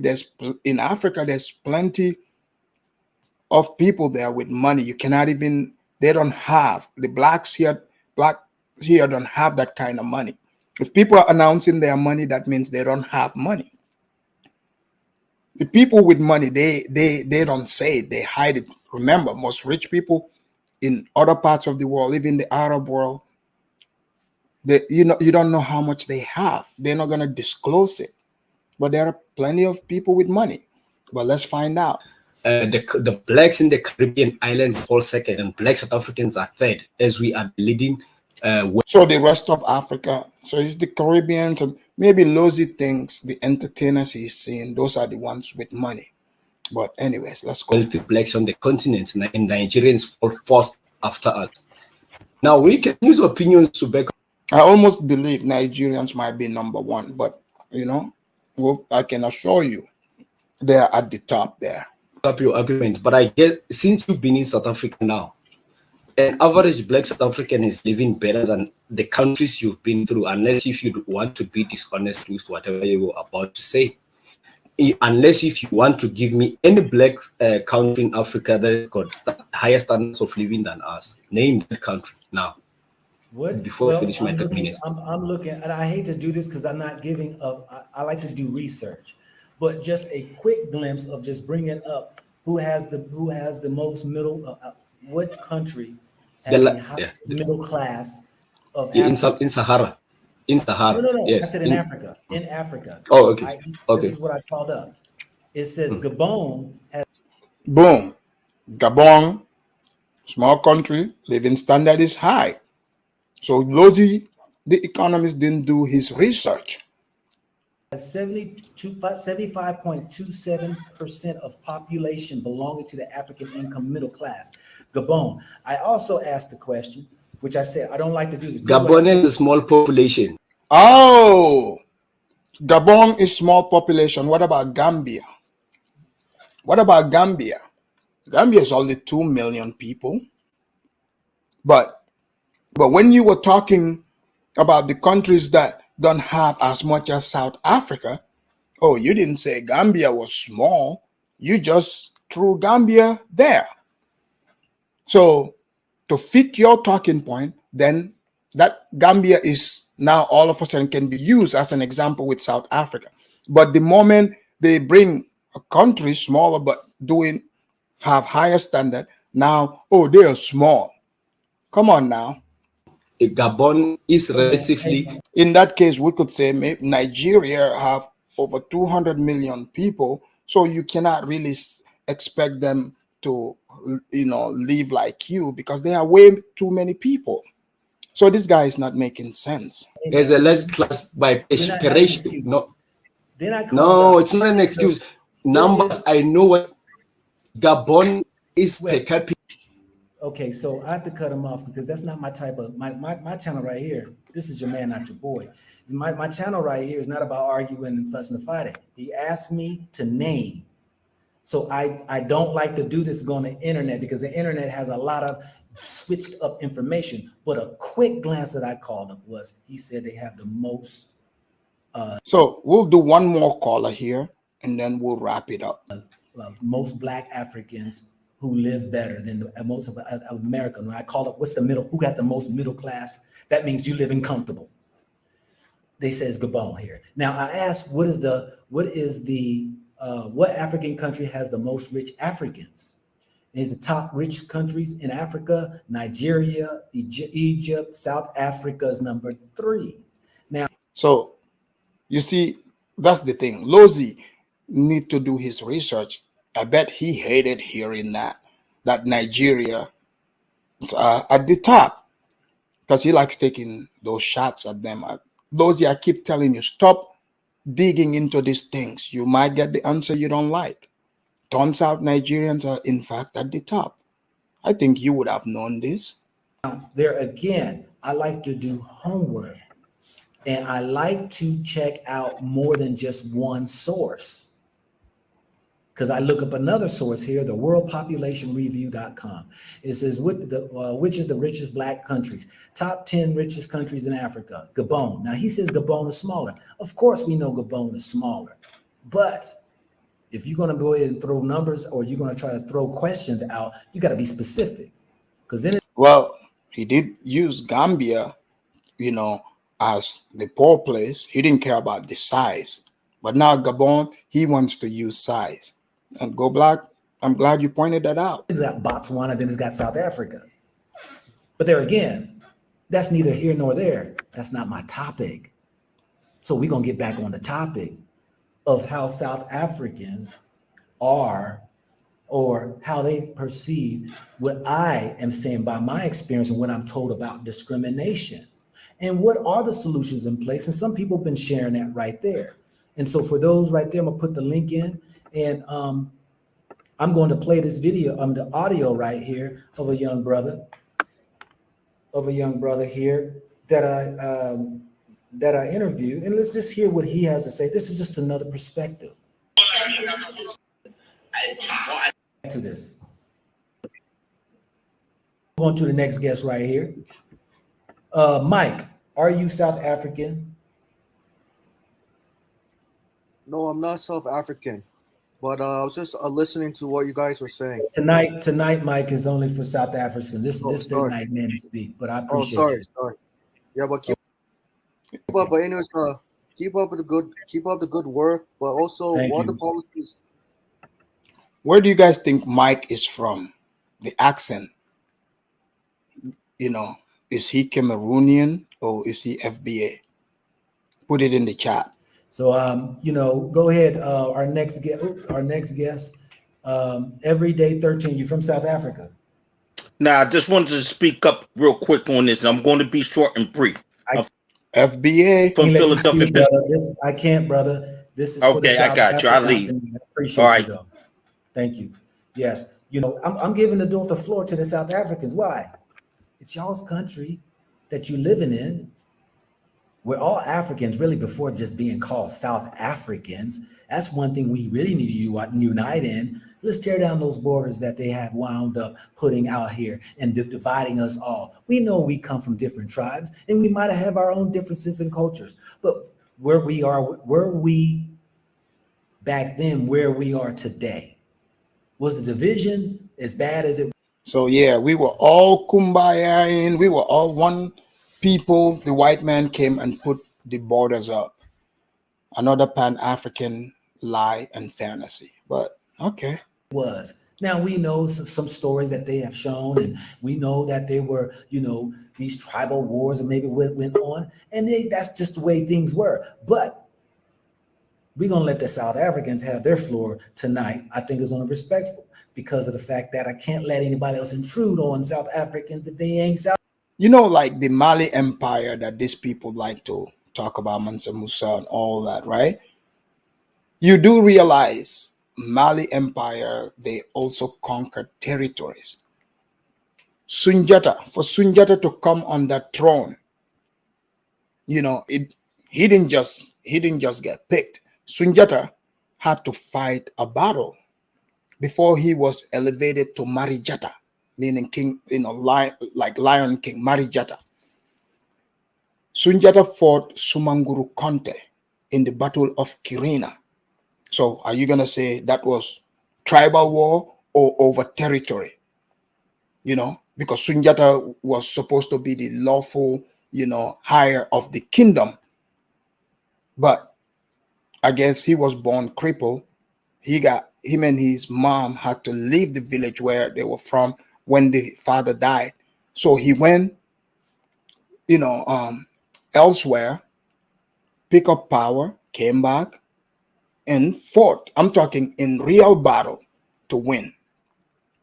In Ghana, the Ashantis, how do you think, you know, the Ashantis conquered most of Ghana? They had to fight battles. So all of, you know, do you think that was based in tribal war? No, it wasn't. It was about territory. People fight over things. This is just normal. But in a way, they said they want to promote African history, West African history, but at the same time, diminishing, you know, Africa's long history, just diminishing it. South Africans.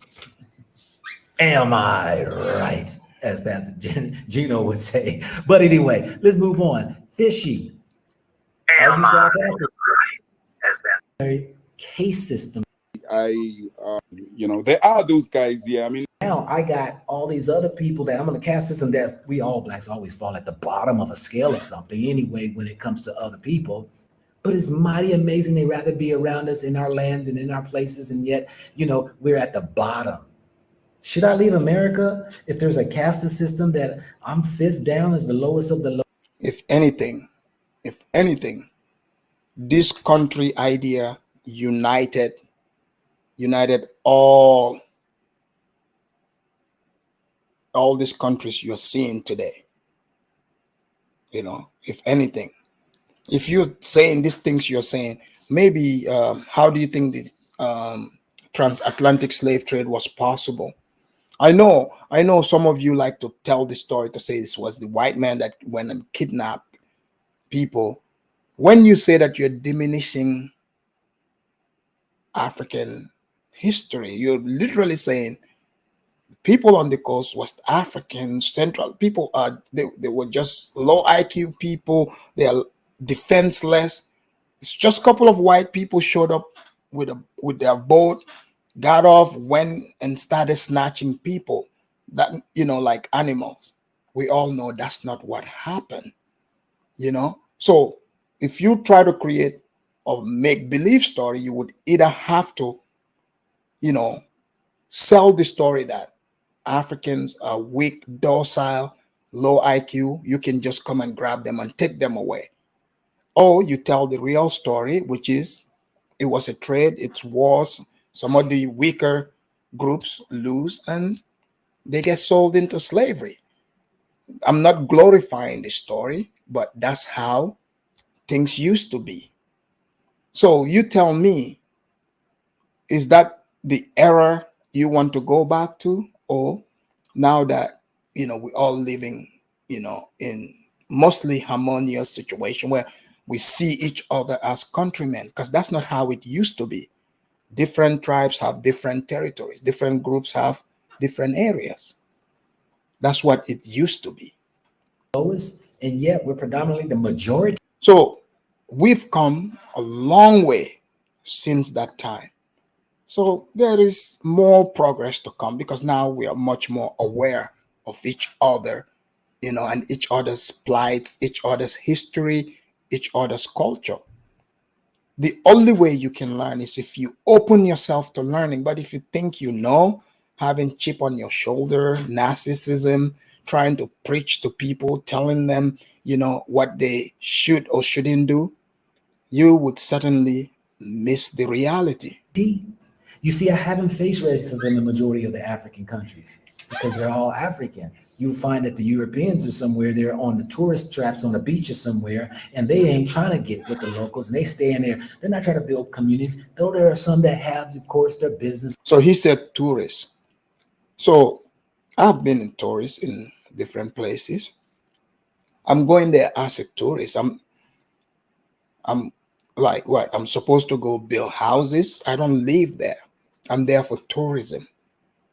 But this is not, that's just how he wants to frame this. Look, people, stop going to Africa thinking you're there to save people. Go there, enjoy yourself. If you're there for investment, you do that. Stop, bombarding our airways with all this foolishness. We don't have time for it, as the South Africans have proven here. And stuff in certain countries and all that. But there is not a large majority, like our brother said here on the panel tonight, that they are here and they're here and there's a larger majority than the rest of Africa. Such is true. And in South Africa is a thriving city that's got a lot of modernizations and upscale high-rise buildings and apartments and businesses. And have you noticed Pan-Africans and others? Somehow, that's another thing that blows my mind. In America, everybody, all of them, every one of them are related to kings. So now all of a sudden, every African, so you mean to tell me they were just coming, grabbing the royalty from these places? Those are the royalties, the royal people are the ones that were sold into slavery. So these are some of the things that, they just, in the beginning, they look like fun, but after a while, they become like stale bread. And you don't want to eat stale bread, you see? And that's what they are doing. Christopher said, why are they always thinking about white people? It's something like trauma. I know. It, again, white people, I think white people, this is like a religion. So the white people are the angels, in that religion, and big bad white supremacy is their God. Corporations and companies that are all around here. Oh, look at it. We have College Genesis, our Liberian Pan-African, our black colonialist, wannabe colonialist. He wants to he wants to claim Liberia, but I heard now he wants to go to Uganda too. Yeah. I mean, like, people like that, if you listen to it again, hey, it's all fine and dandy to sit there and talk all that talk. But let me see people that are actually doing things. They're not talking about it. Even they're showing you. These guys have been talking about things for years. For years. The Chinese are these, the Lebanese, mostly the Lebanese, what do they have? Their businesses, the Chinese. So the same people are quick to say, oh man, we come from America. America got money. So the people that are opening businesses, they're coming with money. What is your excuse? Why don't you have business yet? Like, what is going on? Smells like, looks like, tastes like, touch like, just like America to me. I thought when Josie Go called him out, he tried to backpedal at first to say, no, he never said that, but he just admitted. He thinks it's like America to him. I know, because there are white people there, and somehow they like to be in white proximity. But we do know there are people who are trying to leave America, trying to get a freedom away from some racism. And I don't experience that when it's 99.9% of the country that has. Have you noticed Go Black have issues with Ghana? They found issues in Ghana, in Liberia, Gambia, like all the West African countries, right? So that would mean they can't go to Africa, right? Because there's racism in South Africa. So it smells like America, same like America according to him. So blacks, stay away. As us who are there in running things, though that there might be other outside influence of countries who still have their hands in the pot of a control, but still, I ain't been called a monkey from an African. Africans are getting called monkey by Black American. Not all, but for the most part by Black American. So what do you make of that? Not a single South African, even the ones that agreed with him, not a single one have mentioned being called names by whites in South Africa. None of them. So now he's selling a story that was supposed to be a hearsay as his own experience. He totally forgot, right? You see, if you're speaking facts and speaking truth, your memory doesn't have to be good, people. Your memory doesn't have to be good. Like, how long do we have to listen to people telling us about,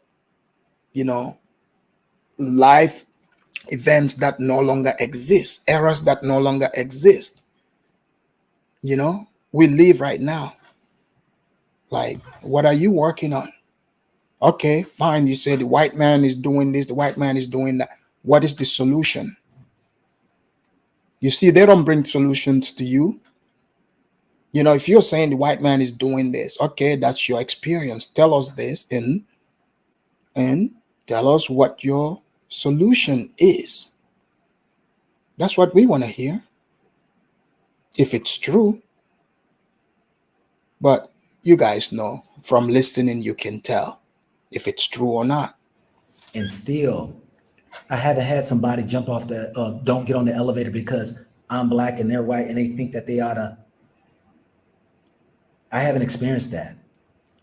Guys, seriously, like, would you blame white people when they say to you there's no racism, when they hear something like this? So you come in an elevator, like elevator opens up. You don't know this person from Adam. You don't know what's going on. Maybe they got to their floor, they step out, they're going. Now to you, that's racism. They stepped out because he said he's black. Those people are not the ones with the issue. He's the one with the issue. He's the one in his thoughts. Like, why would you see complete strangers? Because you have low self-esteem. Low self-esteem. That means you see your black skin color as a handicap, as a bad thing. If I'm in an elevator, white person steps out, that's the last thing that would cross my mind. I could care less out. In fact, whether white, black, or blue, if people they step out, I'll be happy because I get the elevator all to myself. You see, that would give me the elevator all to myself. I don't know if he wanted the white people to stay there, the white person, to pat him in the head and read bedtime story to him. I don't know. Doesn't it sound like it? I mean, shit, maybe they got things to do. Who knows? And I come here and I experience that. But what I'm saying is this right here. We all have our issues. And for me, you all, I've said this right here. It's our spirit that if you're right with the Most High, that gets us through. Here comes the Christian missionary part. Because if we stand right on that, then we can remove ourselves out of this system. And the Almighty's always taking care of me. Go Black have checked all the colonizer box. Peddling propaganda, using religion, Christianity to sell. There's a video of him, right? In Ghana. He goes to a church. I think Go Black, his next move, he wants to be a pastor or something. Go see it. He's in a church saying he's preaching to those people there. So he's checked every box for a black colonizer. I mean, someone like Carlo, for instance, all you have to do is listen to him. He really honestly believes that he is like smarter than, most Africans, or most Liberians. The guy is truly convinced that he is smart. He sits and he says the only way a person would say such things openly, because they think they are smarter than those people. He honestly believes that. But I would like to see him implement the same thing. Go to a platform like here. We'll have nice conversation without him throwing a fit, crying, and wanting the host to block people, because I will not do that. You see? So he's another arrogant one. Instead of learning from the Liberians, he wants to lecture them. He wants to talk about 1824. We don't live in 1824. Okay? We do not. Ever since I was living my right life, the Almighty's taking care of me. And I was able to get myself out of poverty. I was able to get myself through racism. I was able to go ahead and make decisions and became a businessman and make and dictate and control my own destiny. And once I reached the sky is the limit, because that's what America says is the sky is the limit, I want to go further beyond the sky is the limit, because that right there has a lot say so, because the sky is the limit. Some can never reach the limit for whatever reasons that might be, potholes in their past, obstacles. So again, guys, Go Black is just, doing the usual ramble. I think, you guys already, get the point of the conversation. You clearly see, what is going on here. But those of you that about this Pan-Africanism thing, I have a simple question for you. Please leave it in the comment section, okay? Do you think, no, let me rephrase it. What do you consider truly to be Pan-Africanism after seeing this? Because clearly, what the people united on was, you don't come to their countries and try to lecture to them. I have been saying that here, this is nothing new. So now you know this. So are you going to change your propaganda to reality, or you're just gonna keep hanging on to it? It's all up to you. And Africans that want, they want to be Pan-Africans, we all know that, these people are not sincere about that. I don't know what their goal is, but still I would want to hear from them also. Leave your comments below. Thank me for all the good work that I'm doing here, uniting all people of all races, Africans from all over Africa, so that, Africa can become one. This is the best Pan-Africanist show on these streets, because you get the truth. There's no one more Pan-Africanist than Josie Gold. I'm not talking about the fake Pan-Africanism. The other panelists you've heard, okay? All these other whiners, you can go for what they are saying. Until next time, ladies and gentlemen, I would love to continue going, but I gotta go. I'll see you guys here tomorrow. All right? Peace.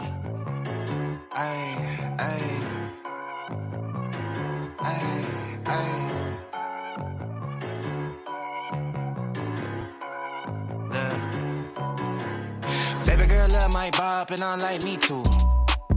No roof on my top and my babe see through. Hating on the pen, don't stop, shit ain't gon' feed you. I've been all on my grind, so why I need you. Baby girl love my bop and I like me too.